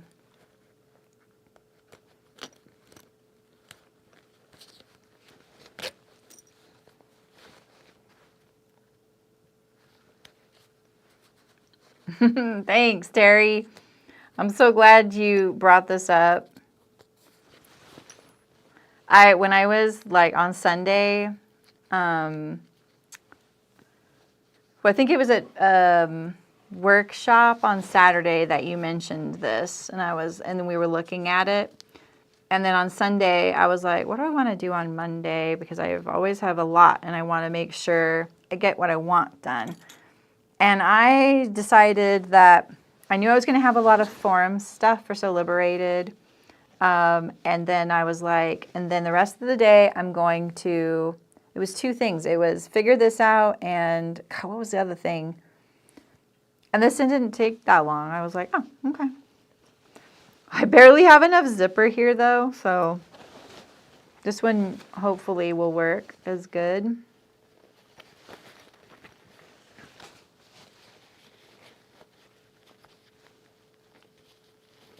You know, this one is really different.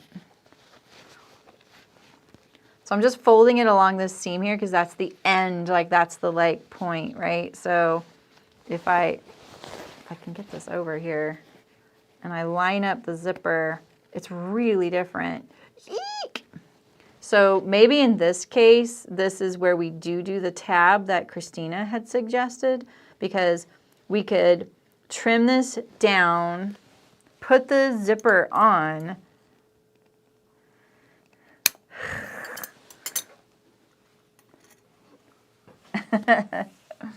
I still have so much to learn too. That's what I love about it. I think like, for me, that I feel like I just hate how underestimated people who sew are, like as far as like a skill, as me, I'll talk just from my experience. Like I feel like definitely people are like, you went to fashion school? I'm like, yeah, someone's got to make your clothes, you know, unless you want to be naked. But there's so many really great skills involved. And because we devalue this and we don't pay people enough to make our clothes and all of our sewn things, people don't realize how much skill is involved, you know? And those people doing all that are so skilled. Okay, so then this could be a little easier to sew in if you were worried about like the end of your zipper. Actually, not sure I needed this tab. I could have put it a little higher up, right? Because then, yeah, maybe I could have gotten that the zipper in without having to do the tab, but you could put this higher up, right? And then you're just sewing fabric at the end here. So that's an option. Let's try that. I'm just going to cut this off and do another one.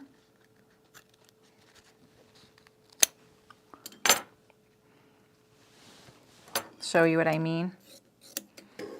The bias doesn't unravel, so that's why I can use it like this. But it doesn't matter. We're going to bind around the perimeter. Let's back it off a little more.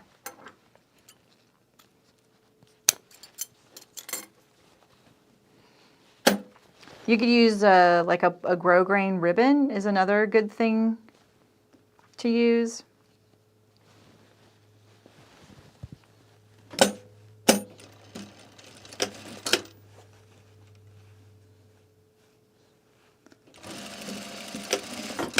Okay, now we have basically extended the end of our zipper like that. All right, and now we can sew this in and center it in the middle of this bias binding. Did I do this with this? Yeah, this is with this side up. Okay, yeah, okay.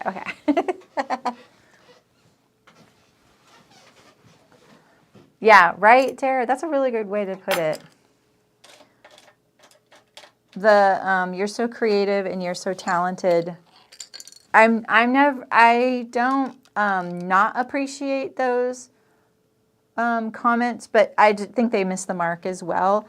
I'll take it, but it's like, I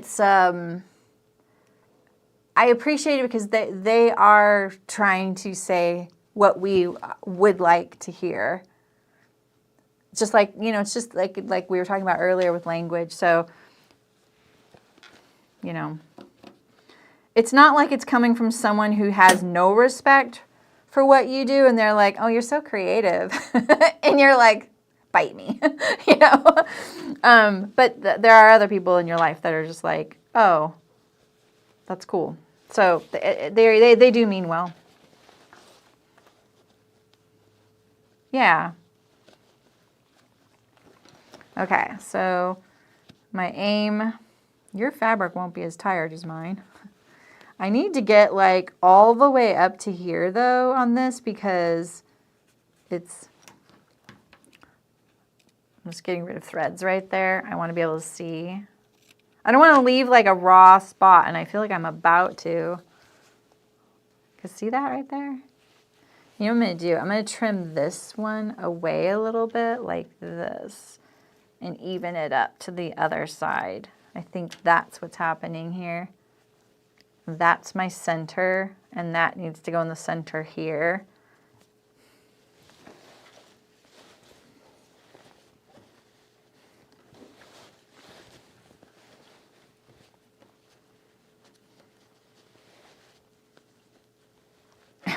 So, okay, I just need to start. This is why pinning doesn't work for me. I just need to start sewing and use the machine to help me.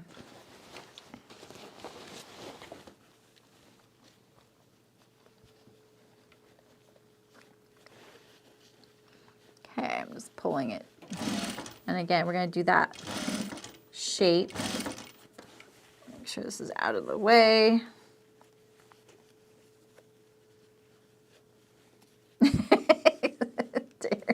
Exactly. You're like, no, it's called hard work, buddy. Hard work.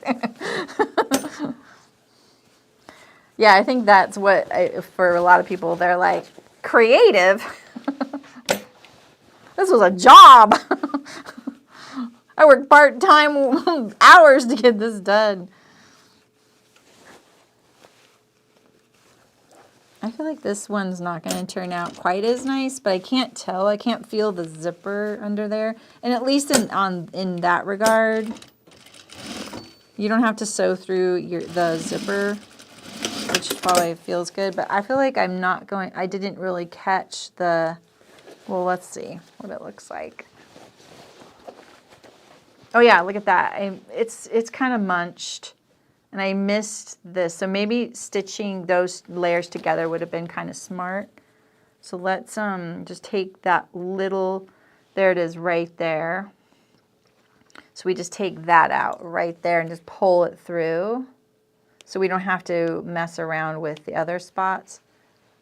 It's not the prettiest sewing, but for the first one, it's fine, you know? There we go. Let's just pull it.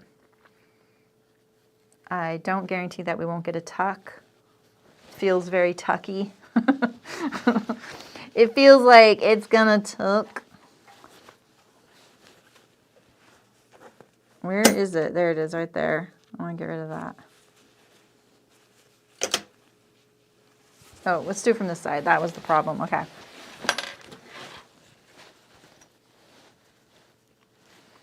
And then we're going to bind it.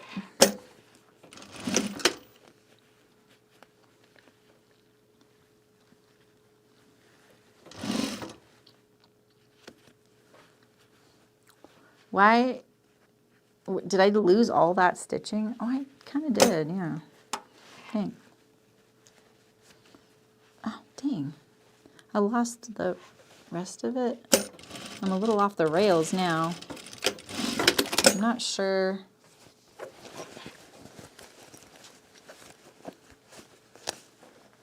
Okay, I got it. That looks kind of cool. It's a lot of bag to wrangle right there. So that looks kind of cool. So the tab idea is kind of a neat idea, you know, if you want that look. All right. So, hey. And it's kind of flat, like maybe if I was closer, it could be flatter. All right, so let's bind this.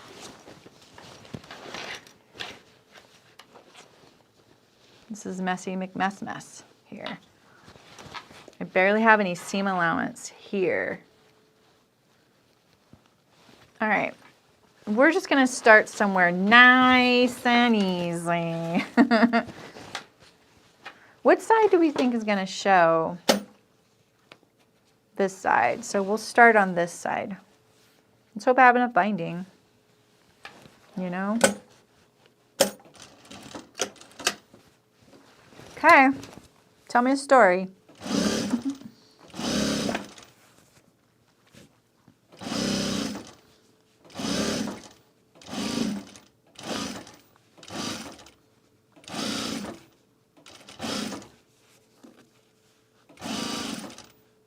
Now I'm getting my first look of what it looks like on this side too.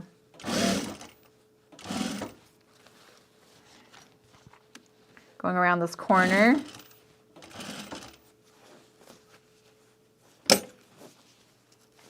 Of the, of the end there, and so the zipper's like curling as it should.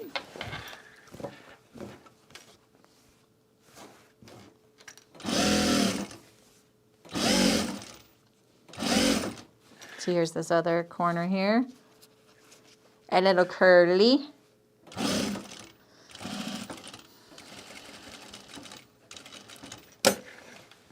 Here's to our, now we're going to approach this really messy tab one. I feel like my stitch length is kind of long. Let's dial back a tiny bit.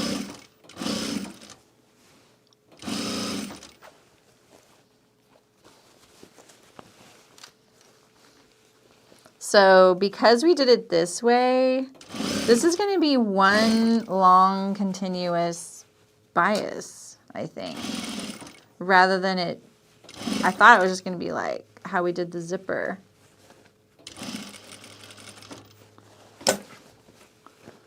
Where we did it in 2 halves. Oh, this is, where's my awl? I actually don't know what I'm sewing right there. It's kind of hard to differentiate what's going on. Let's pull the zipper up. I'm tugging a little bit. Now I'm just trying to zip up the bag a little bit to get the zipper head away from the edge here. And then I can undo it. I think like when you tug a tiny bit, when it's just something like the edge binding, it does make it a lot easier to stitch it down on the other side. But like here, I'm just pretty gently holding it.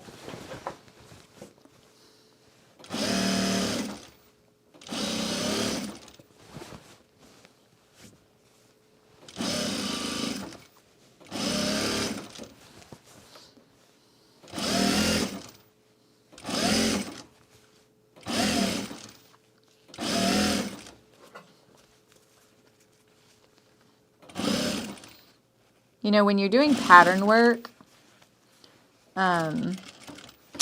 it's really easy to look at a pattern. Like say you're doing, you're fitting a sleeve or pants or whatever. You look at the pattern and you go, oh, that doesn't look right. But you can never judge if a pattern is correct by just like what shape it is and how it looks, because it's, if you're sewing for you, you know, it's custom. And it's kind of the same thing like when you're sewing something and you're close to getting done and it just looks so messy on the inside and you're just thinking, oh, this is just not looking okay. You really can't judge that until you do your last, your finishing steps. You know, the finishing is really what puts it over the top, you know, and kind of brings it all together, hides all that stuff that you can't take your eyes off of, like all the threads. And hacked cutting, you know. So, like even I'm kind of like, ooh, this looks kind of messy, but now it's about to look really good, I think. So, the binding foot would have a lot of trouble going over the ends there. So the binding foot is really good when you're doing like say like the top edge of something, or like the edge of something, and you get to go onto the item and off of the item, right?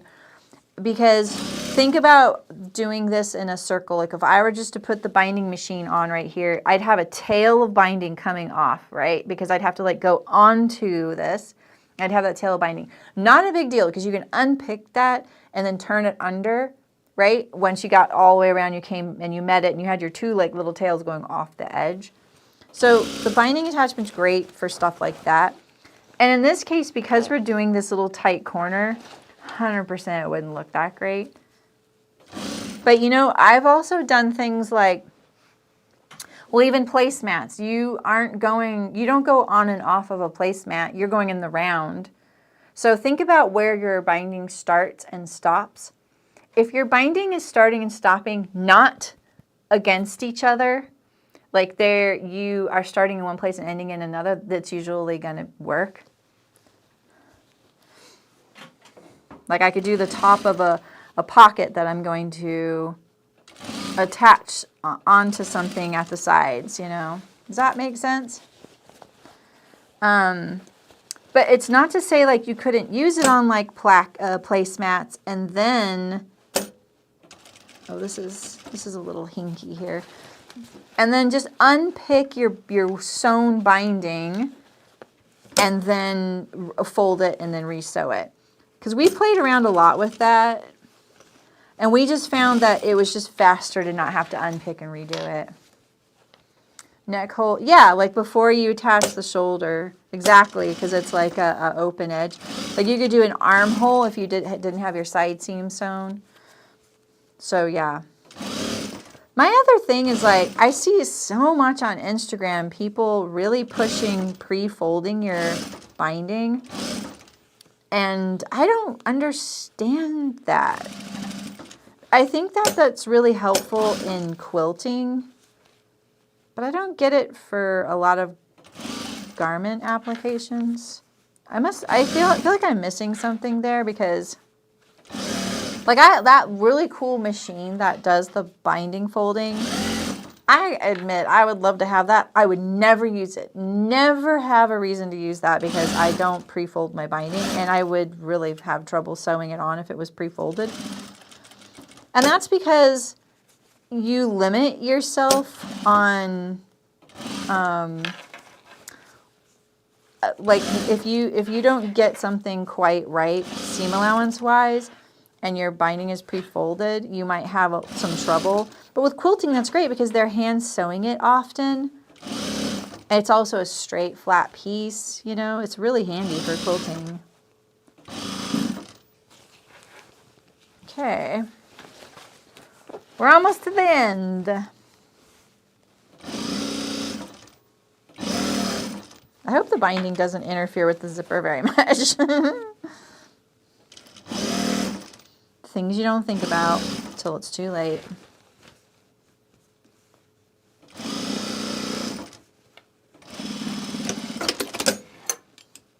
Because see here, I have to finish the edge of the binding. Like if I had gone onto it, it'd be like this tail of binding hanging out here. And you have to leave a lot. Yeah. I don't iron and press the binding. No, it's not in this case, I won't. In other cases, yeah, I will. Sometimes.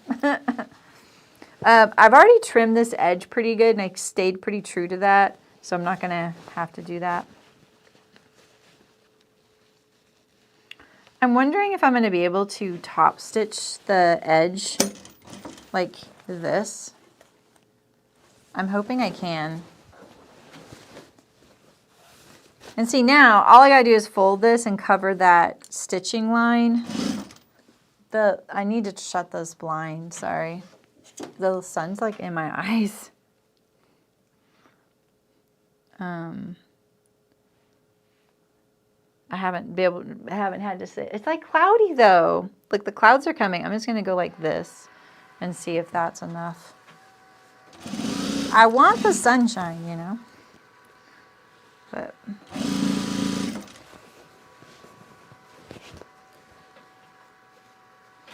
pre-folding takes away some flexibility. Yeah, exactly. I do iron and press when, say it's a neck facing, 100%. Yeah. Yeah, it got really bright, right? Yeah, exactly. I felt like, is it like the boiling frog thing? Like, was it happening and I just didn't notice? But then it just like suddenly I was like, I see sun on my hands. That happened when I was filming the Glover jacket for Cashmerette, and the sun kept going in and out. But when there's sun coming like near the window, the lighting in here is just, the color of it is so much better. And I do have like RGB lights, like I can change the tone. It's just nothing ever replaces the sun, you know? So I had to reshoot part of it because there was slivers of sun on my table. And I was like, dang it. So around the corners, Terry, I would definitely gently pull your binding when you attach it. Because then when you do this part, it's really easy.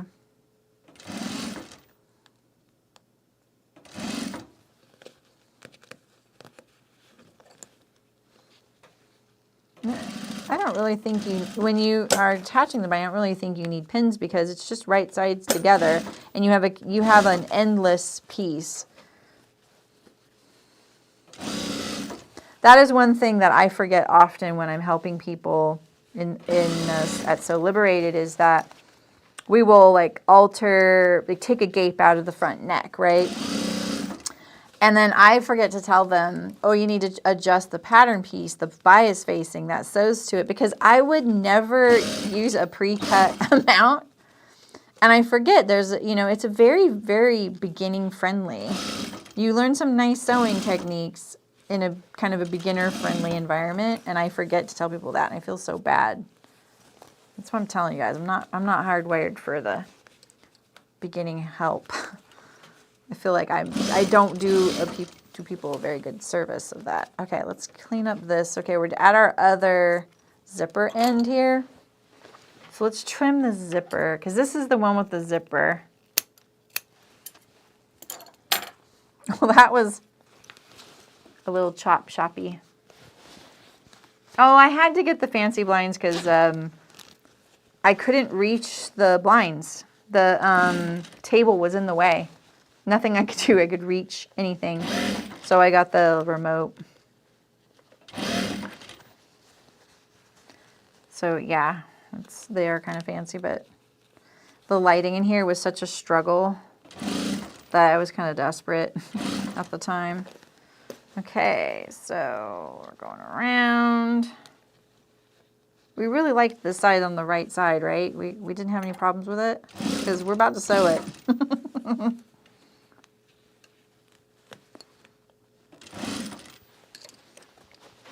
Just pulling everything out of the way there. Well, this is tricky. Can I go across the bottom? I'm kind of doing a sloppy job. I do know that.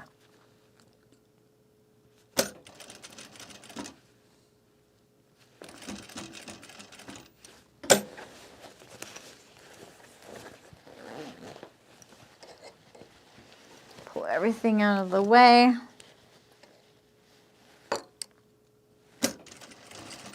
All you need is all.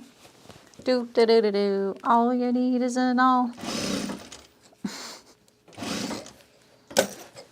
I don't care that I'm corny at all.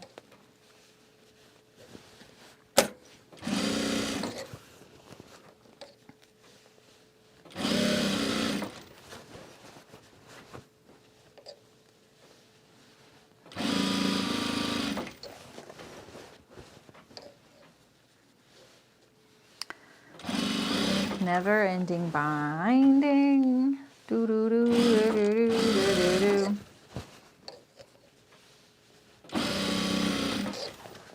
Pretty binding though. This is a good binding choice. I have a bit left too. I was thinking with my remaining fabric of the binding, because I have like a half yard of like fabric left, I could make some matching bags, like little zip-up bags, because I used to travel with sweaters a lot, and I don't like just throwing those in my bag, mainly because of the zipper of your suitcase can get, caught. And so I used to put them in these little cloth zipper bags. It worked great.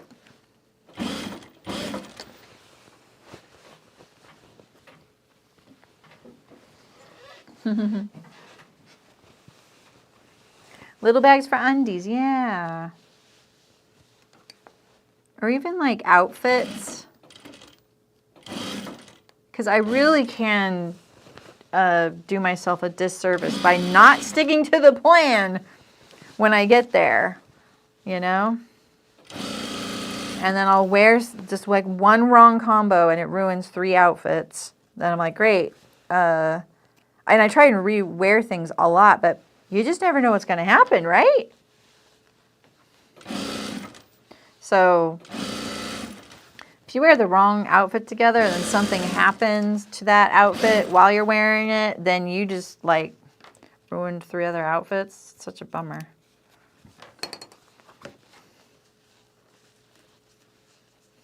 Okay.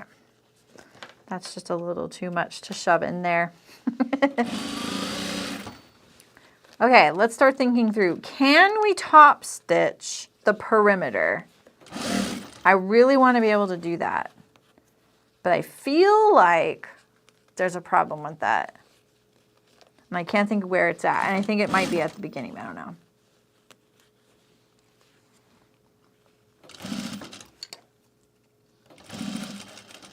So the one bad thing I have found with my home setup, because I kind of want to do some streams from there, but I just don't know if I can guarantee the stream will always work because the internet there isn't the internet here.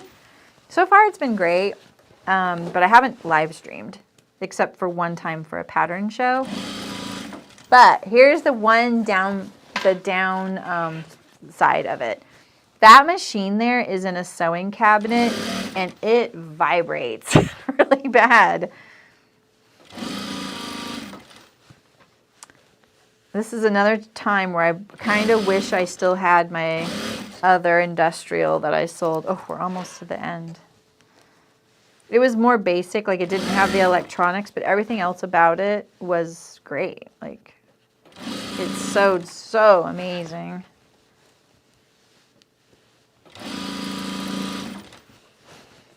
And I don't want to buy another cabinet. I bought that a really long time ago, and it's just a lot of money. Oh, I thought I was almost done. Oh my God. All right. She'll be coming around the other zipper end. Here we go. We're here. Let's trim this up, this hot mess up.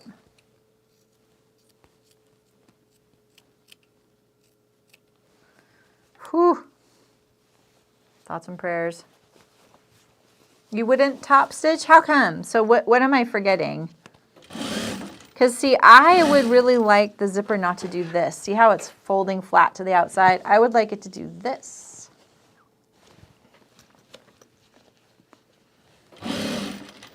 Let's see if we can pull some of this up here. Please don't lean on the foot. Yeah. There we go.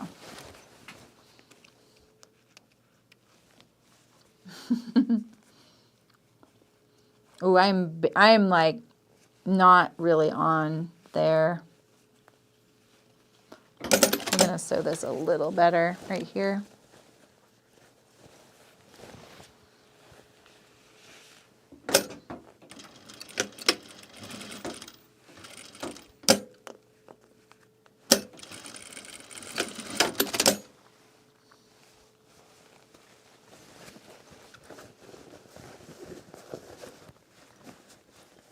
It is dubious there. It is very dubious here.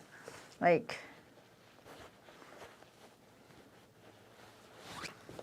I wish I could have planned this out, but I just didn't know, you know?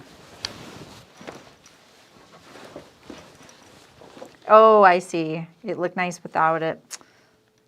Okay. All right, well, maybe we can check that out because if it doesn't get in the way, I agree with you. Sometimes I love that kind of clean, like it's kind of like a bare look.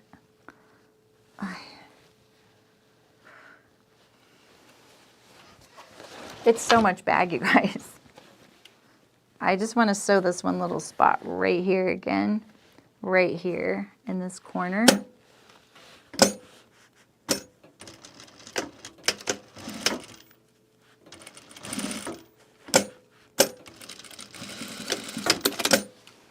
Okay. It is what it is.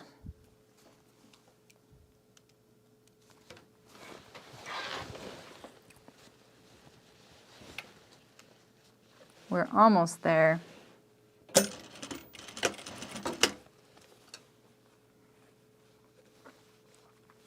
Someday we'll have a sewing retreat and I'll show up in my garment duffel, right? Because you're the only people that will appreciate it.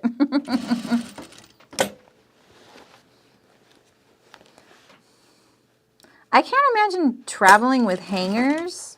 Have we thought this through too? still want that one gal's hangers, the folding ones. Those are so cool. And like, I want to redesign my closet around those. Okay. What's her name? Simone Gertz. She's got the really fun YouTube channel. Yeah, we can all show up with one. Oh, that'd be so fun. That'd be so cute. Like, what if you were the pattern designer and you got a photo of someone's sewing retreat and they all had their duffels?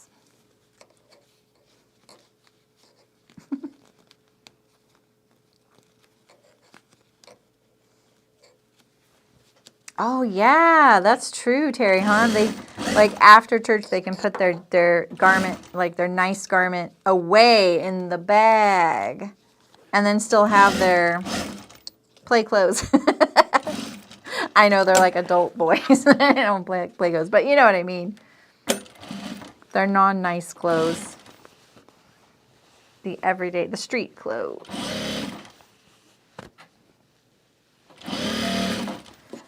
Okay. Okay, we really are almost there. This is it.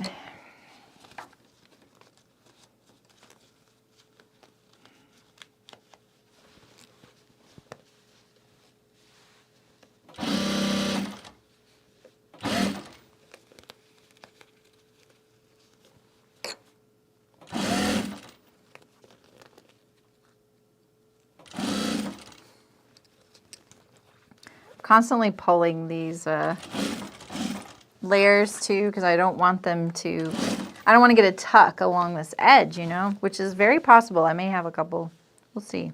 I've been thinking about a lot of things at once. Doesn't mean backpack. That's funny because I think was it the YouTube review I watched of this, because I really wanted to see it being unzipped by a human being, not a GIF or GIF, whatever you call it. And he, oh no, it was a blog. It was a blog. I agreed with the blog. I don't think putting backpack straps on everything is a great idea. It's so uncomfortable. It doesn't matter how helpful it would be in the situation. You won't use them. It's because it's so bad, you know? You can just figure out how to make backpack straps and you just attach them. That's easy. You don't need me for that.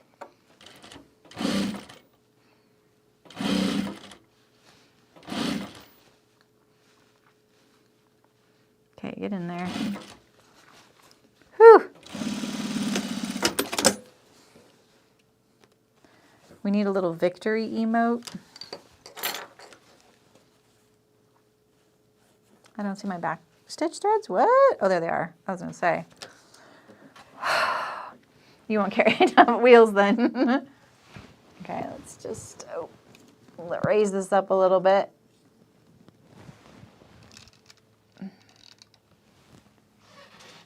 Yay! Give it a nice shake. So here it is on the inside. Here's my loop. Put your hangers there. Right? And then I think the way you do it is you flop the end over like this.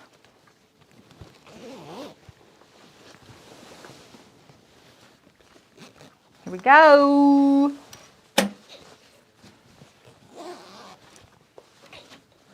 Some threads. Just hoping I don't have any stitching lines. The binding is a little thick at that corner there.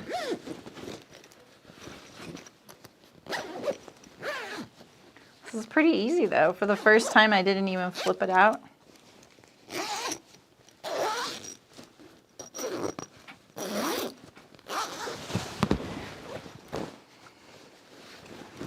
What? Yeah, exactly. Yeah, it does sound like there's a knack to it.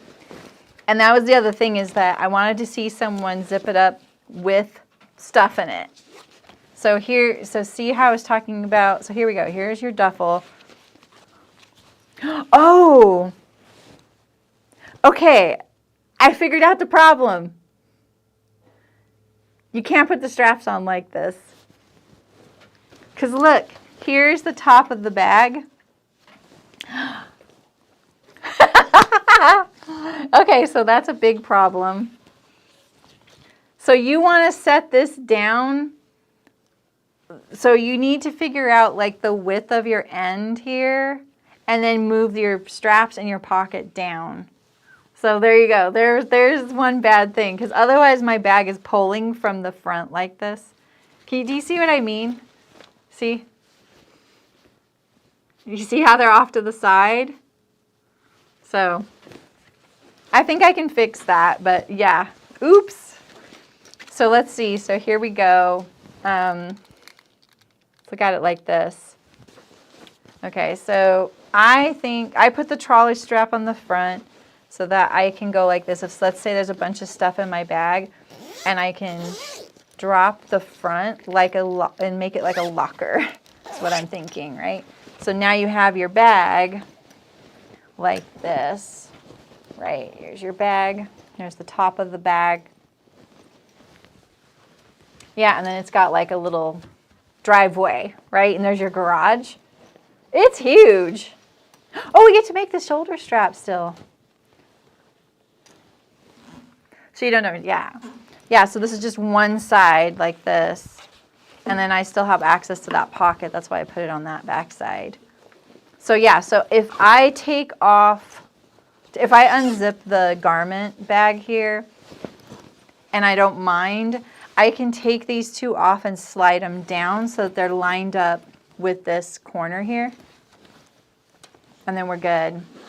It is large. So here, let me show you what it looks like on me. Let me zip it up. I think we could be okay without the top stitching.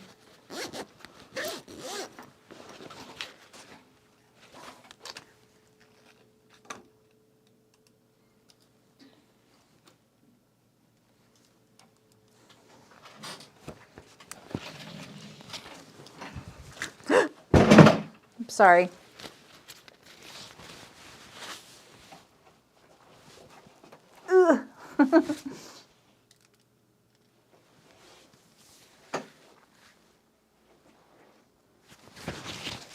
Look at it from the side, that'll be a little bit more correct. So if it was full, wait. Oh, here's the top. This is the top. See? Okay. It's big. I mean, it's a garment bag, right? So, oh, I really want to lower that. There had to be something, right? There had to be something. But that's not too bad. That's not actually for an issue. That's actually... Forgot my jacket was on the back of my... Oh, and I lost a wheel. Did I lose a wheel? Oh, I did. Let's not sit on it.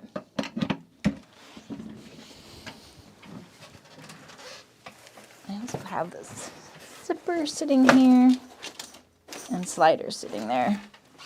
Cool. Yeah, it's really easy to reposition that. I totally agree.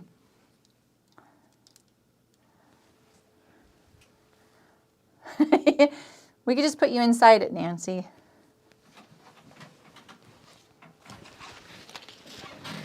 Let's see. It almost does, Christina, you're right. It's like, it's probably like it's above my foot. I'm 5'4". So yeah, it is, they are pretty long. So let's make the shoulder strap. We still have that to do.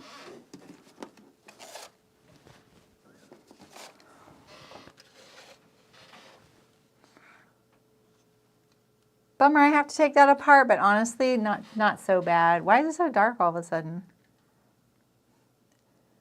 Were they the length? No, they weren't. That was that was like a 4-yard measurement. This was just a pattern piece, and I matched the pattern piece. So you're not supposed to use the pattern piece for webbing. It's not that you're not supposed to, but she has a pattern piece for fabric, and then and then you just cut a length for webbing. So no, it's luggage, not a purse. Yeah, exactly. I was gonna lighten this up just a little bit. Maybe it's just me, but it looks kind of dim. So, but that would be the length of the strap if you used it for fabric too. So you could shorten that. Maybe the designer's tall. Okay, so here's my little shoulder strap.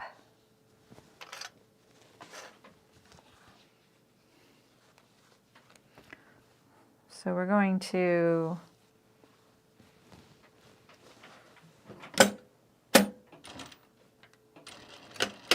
I'm trying to remember how I designed this. Is that sewing? I didn't think that was sewing. Oh, we still have bobbin. Why you gotta be like that? I can tell my needle's not in, oh, it's not even threaded. It's not in quite the right angle. I can see the eye way too good, which means it's facing me a little too much. Because it's supposed to face that way, you know? Okay.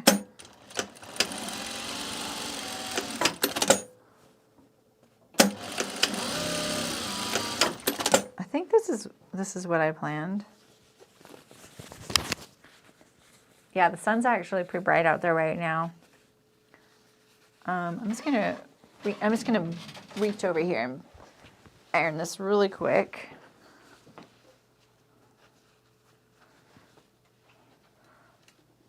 Oh, I turned off the iron. So we'll do something else. We need to put on black thread.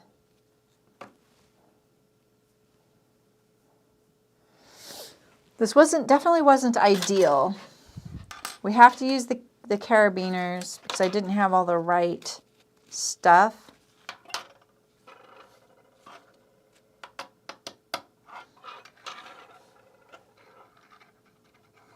Yeah. No, they don't have a flat side. Just waiting for the iron. I could just not iron it. That would be nice if they did, but they don't. Just because it is a little tricky sometimes to get it in there. I find the Juki TL really tricky to thread. To get the needle in. It's really hard for me to get the needle in on that machine. I think it might be, I can't remember what it is. It does have a flat back, right?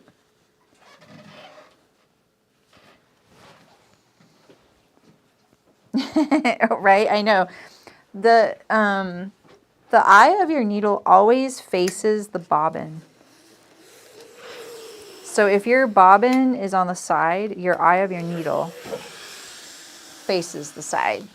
So like, see how my bobbin is right here and it goes in like this? The eye of the needle faces that always. I do have to look at the eye to figure out how to put it in. It's pretty obvious though.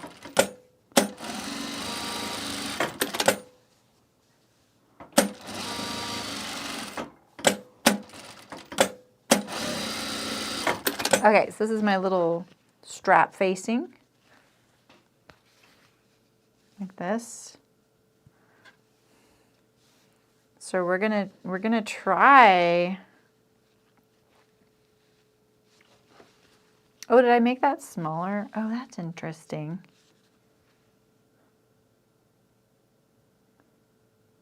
What was I thinking?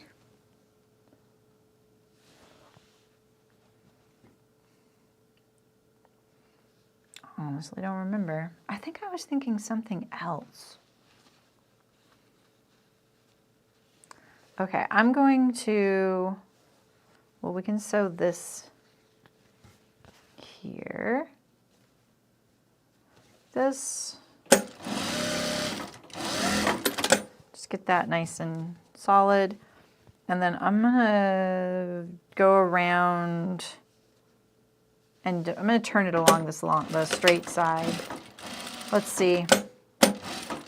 Oof, that is not, I'm trying to look at the canvas there. This was not cut very well.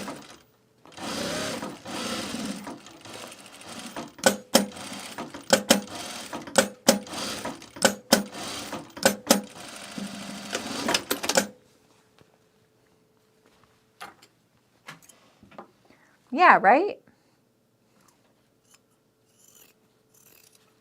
I think I was picturing the sewing a little differently though. Like this will work, but I think in my head I was expecting to do something a little differently. I'm going to trim this edge down so that the curves better.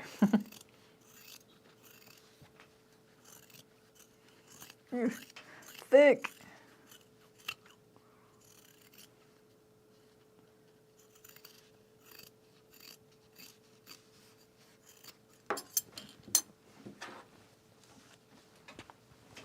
Okay.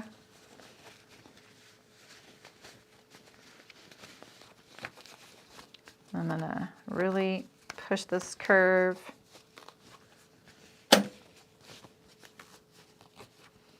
So I'm kind of wrapping up, and I know some of you will probably start taking off, so I wanted to show you what I'm doing next month. This is the pattern I'm going to be doing next month. This is the Tauco magazine. This is Echo. And there's two patterns. Sorry, I'm doing like a few things at once. This is the pattern. There's two patterns in this. There's the Callisto and the Echo, and I'm going to be doing the Echo view. And you can see it has these pokey sleeves. I put a link in the chat to the pattern, and you can see what the Callisto looks like. It's a dress version with a lantern sleeve. It's pretty cool. I just bought that the other day. So we're going to be sewing that in March. So I'm excited. It's really cute. Just working on this little curve here. And do I want to press that? I have to put this in here. And I'm not optimistic. I think we're going to have to trim this down just a wee bit. You know? Because I need some of the height of the wool. So we're just going to trim down a tiny bit.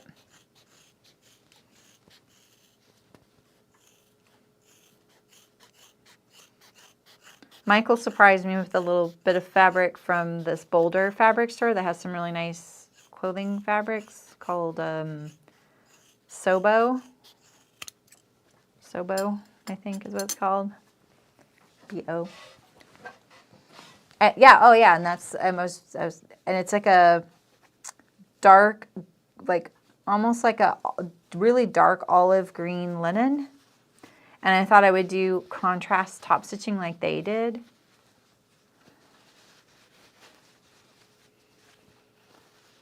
I think I just have enough. He got 2 yards. I really need to like make friends with the people from this fabric store so I can say, you know, when my husband comes in and he surprises me with fabric, could you steer him towards a couple of lengths? Because I am so thankful he did that. It was such a nice, thoughtful gift. And I had kind of jokingly said, this is nice fabric. This is a nice gift. And I shouldn't have said that because I know he probably would have bought it.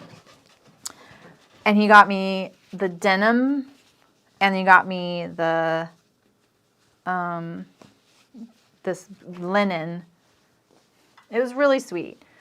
And he got me 2 yards of each. The denim, thankfully, is like 60 inches wide because I was like, oh, 2 yards. I hope I can fit into pants that I can make in 2 yards because it's a really cool color. Okay, so now this looks pretty good around the edges here, but I How, I need to get this edge stitched shut. Edge stitched shut. Hand sewing would be better here, I will admit. You heard it here first.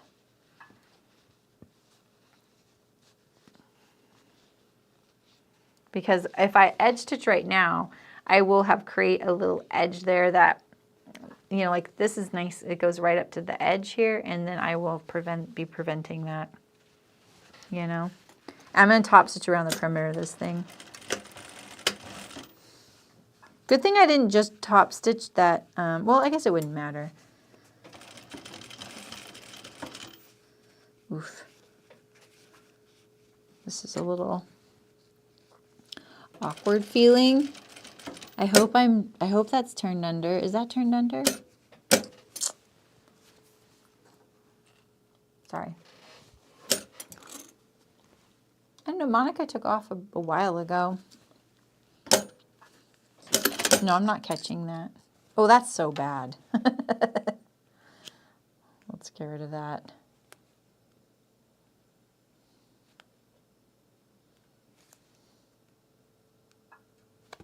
There we go.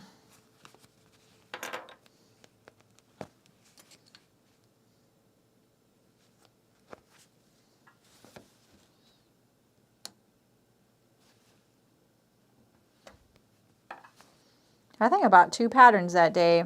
What was the other one that I bought with the Tauco one?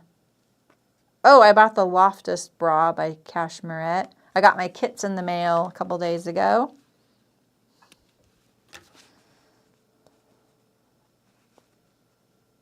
I want that bra.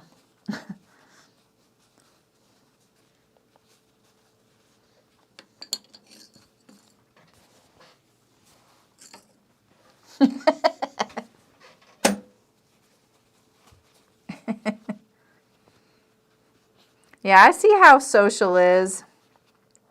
You guys all would much rather do that than a live stream now. What have I created?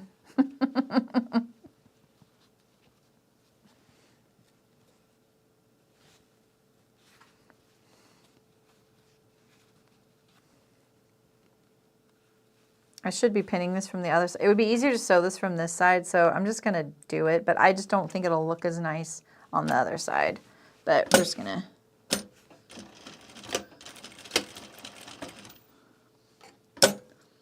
Okay, this is working better already, though. Oh, I couldn't see that pin right there. Oh my goodness.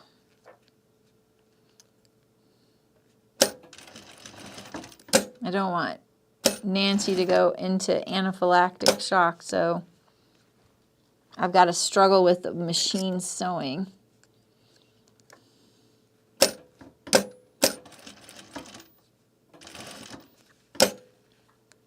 Am I done yet? Oh God, I'm not.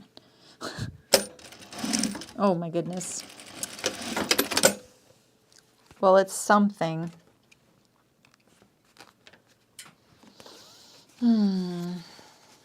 The community. Yeah, you're right.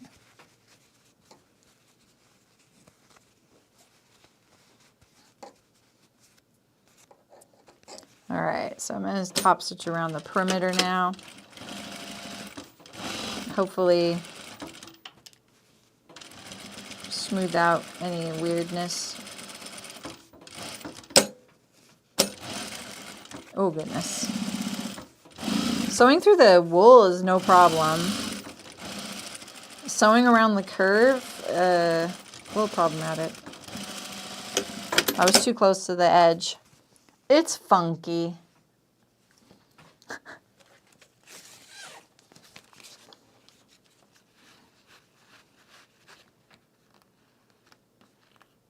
Wait, what is this? Oh, that's the thread I took out. Okay.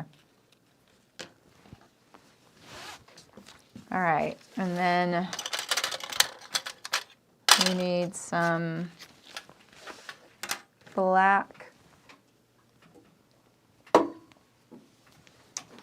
right here. I think today I have, I pretty much have the cottage, like for the time being, it's pretty set up to do a lot in there.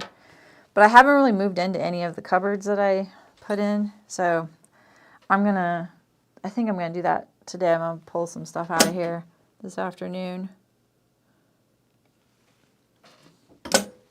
And start making it more functional.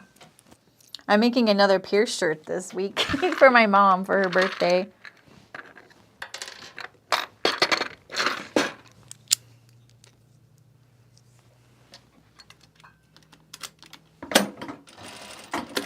All right. So first thing we do, go around the middle of the 3-bar slider.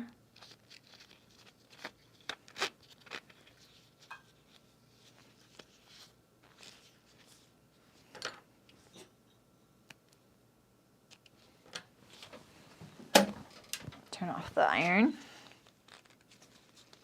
It's a very hot iron.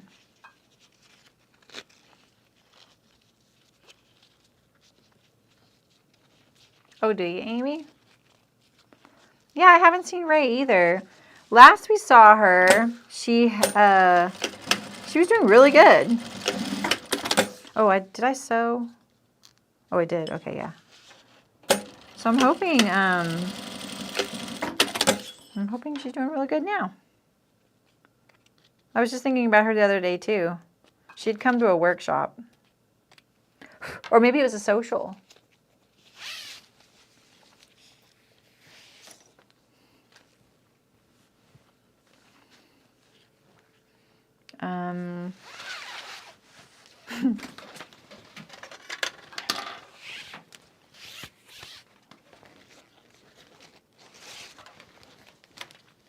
Okay.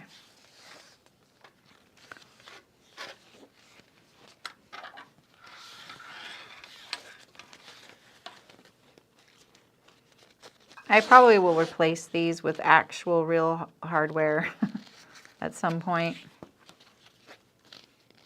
This is what you guys voted on.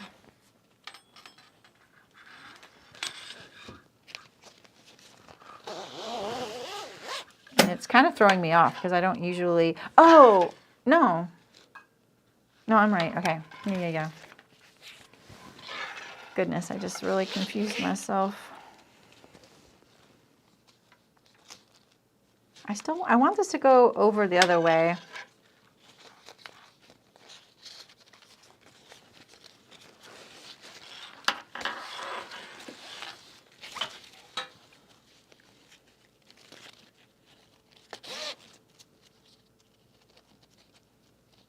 See you, Terry. Thanks for all the help today.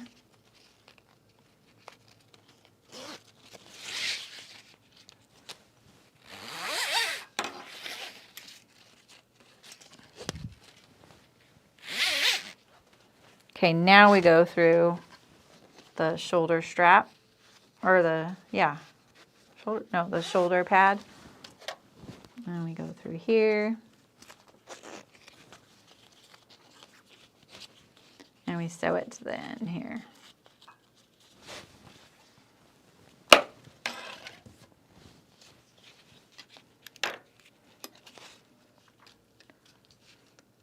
At least with a shoulder strap like this, I can change out this hardware when I get the stuff I really want. I just don't want to order 2 things. So I'll wait. What I like to do when I order things from somewhere like Waywack is I just put it in my cart. They don't pull things out of your cart, which is great. And then it's ready to buy. Okay.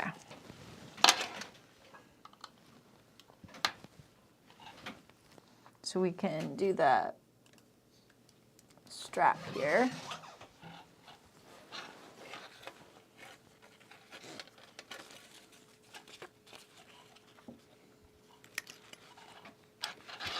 These always have to break in a little bit too. This is kind of slippery.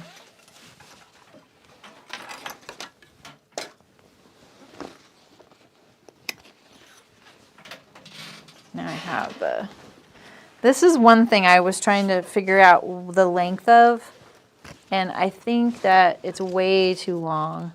I couldn't tell how wide the bag was, because I would want this a lot shorter. So I can still shorten this, which is great. But I think I want it like a lot shorter. If you know, because I want to do crossbody, right? So if this was full, it'd be more like this on me. This would work. This length would work.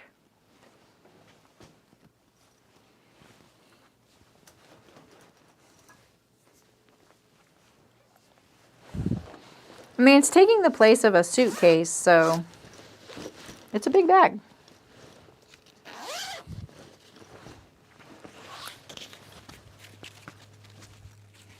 The strap, oh sorry, these straps are long enough that you could wear it on your shoulders.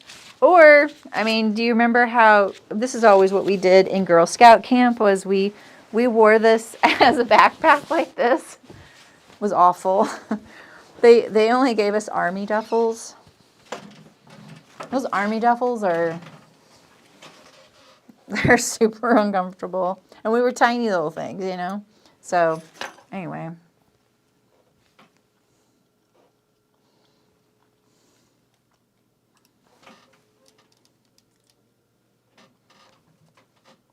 Where am I? Wait. Okay.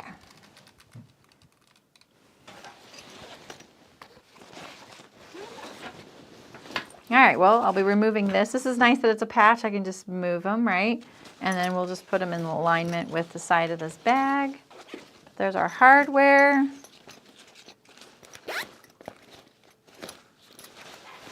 Let's see how it looks with the little...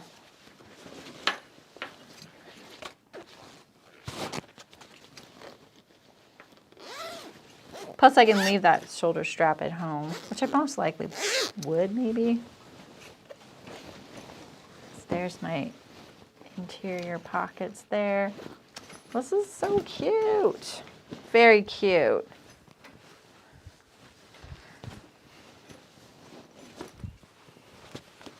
Yeah, I'll try, Christina. I'd have to, then I might have to, I wonder what I could stuff it with. Fabric. That's about all I have here. I do have some clothes here. I don't think you need this top stitching, but you see what it does. See how it's flipping that to the outside. So you might want the top stitching. It'd be really thick at a place like this because I bound it though. Balloons, a towel, that could work. I usually use like cushions when I'm trying to stuff big things.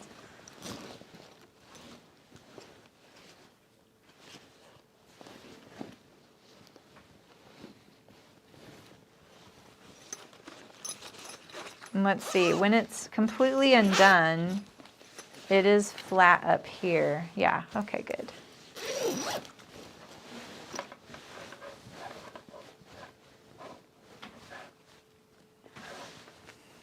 Be very cute. I don't have any balloons though. I don't have any balloons laying around. Inflated or non-inflated. See, so this one right here with the tab, it's because it's so long, it's not laying as flat right here. It's not bad. Like I don't care about that. This one, the zipper goes all the way down. It's a little flatter. I kind of like, this one was easier to sew, but this one I didn't have enough zipper. The tab could have been easier. I really struggled with that, you know.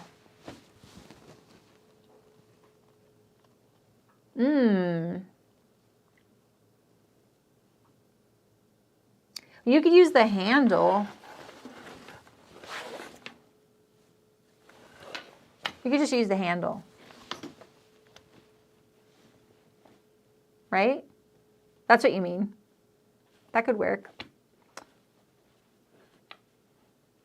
I like that still. I like the idea of the little pockets being here. Oh, and they also had pockets right here.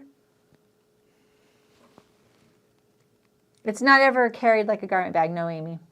Unless you want it to, I guess, but it would be kind of weird. So yeah, that half day one had like two pockets here that were zippered. So one of the options for making this bag is to put a stiffener in the bottom. Now if you sewed this bag without doing this crazy zipper mod I did, the ends would be centered and you would know right where the bottom of the bag was. And that's where you could put that optional stiffener piece, and you could even make it removable. She has instructions for that.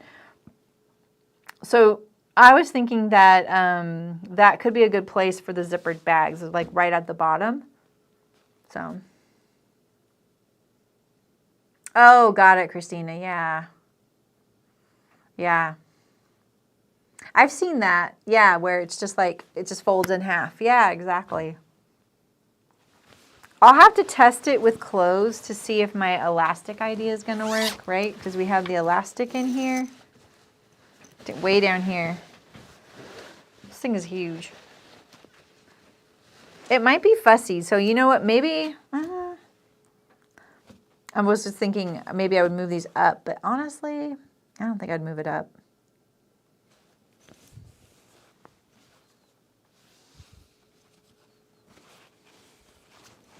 I'm pretty pleased with it. Not pleased I have to do all that unpicking to get the candle in the right place. Maybe I'll do that. I will probably do that today. My policy is sort of to, unless I can't, I completely finish something if I find an issue. And so I will, after lunch, take this out and just lower it right while everything's threaded, everything's fresh in my mind, and it's not sitting there in the whip pile. I just have a pretty firm policy about that. And I think I can just get in there and do it. And I'll just have to stitch through this lining here, which doesn't bug me at all. So anyway, you could make them like seat belt. Which one? So you could fasten across or diagonal. Oh, you mean the elastic? Actually, that could be that's an idea rather than going under both and then over the bottom one and threading it back through. Maybe the crisscross could work, holding your clothes up. I don't have a lot of faith in the Fashion Fit clip because it can only hold so much and it would only hold your longest things, you know? I'll have to try it. What if you had a double garment bag and you had this at the top and bottom, this right here, and you hung your clothes at both ends, and then all of your clothes ended here, and you folded all your clothes in half so that they only were half the length. Yeah. Yeah, and then maybe like Christina was saying, if you had like a little loop right here, then you could hang this up, because this is kind of a long strap, but you could put another loop right here and then just hang it up at your hotel or whatever. I mean, you could do all kinds of things to gild the lily, right? You could even make something to where maybe these magnetize back, I don't know, back here, or hook to each other back here so that they're not flapping around. You just have a garment bag like this. We all have different needs.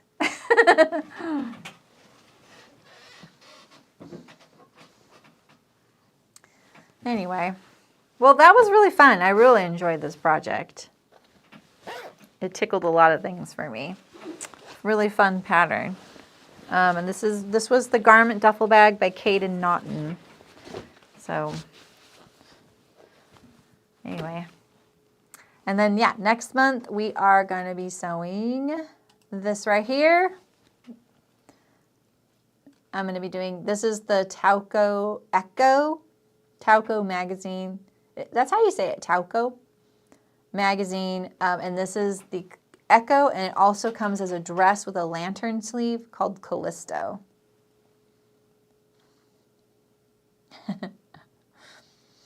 Exactly. I don't know. That bag probably cost as much as it took me to do this. So yeah, go for it. Yeah, absolutely. It was really fun. And Cayden does have a reel so long on her YouTube channel too. So, all right, you guys, it was nice seeing you. Live stream next month. And if you're in the guild, I'll see you at workshop next week, Wednesday and Saturday. And then social tomorrow, which is like the public. I mean, it's like the open to all, just drop in, so whatever, hang out all day long. So I'll see you guys tomorrow. Bye.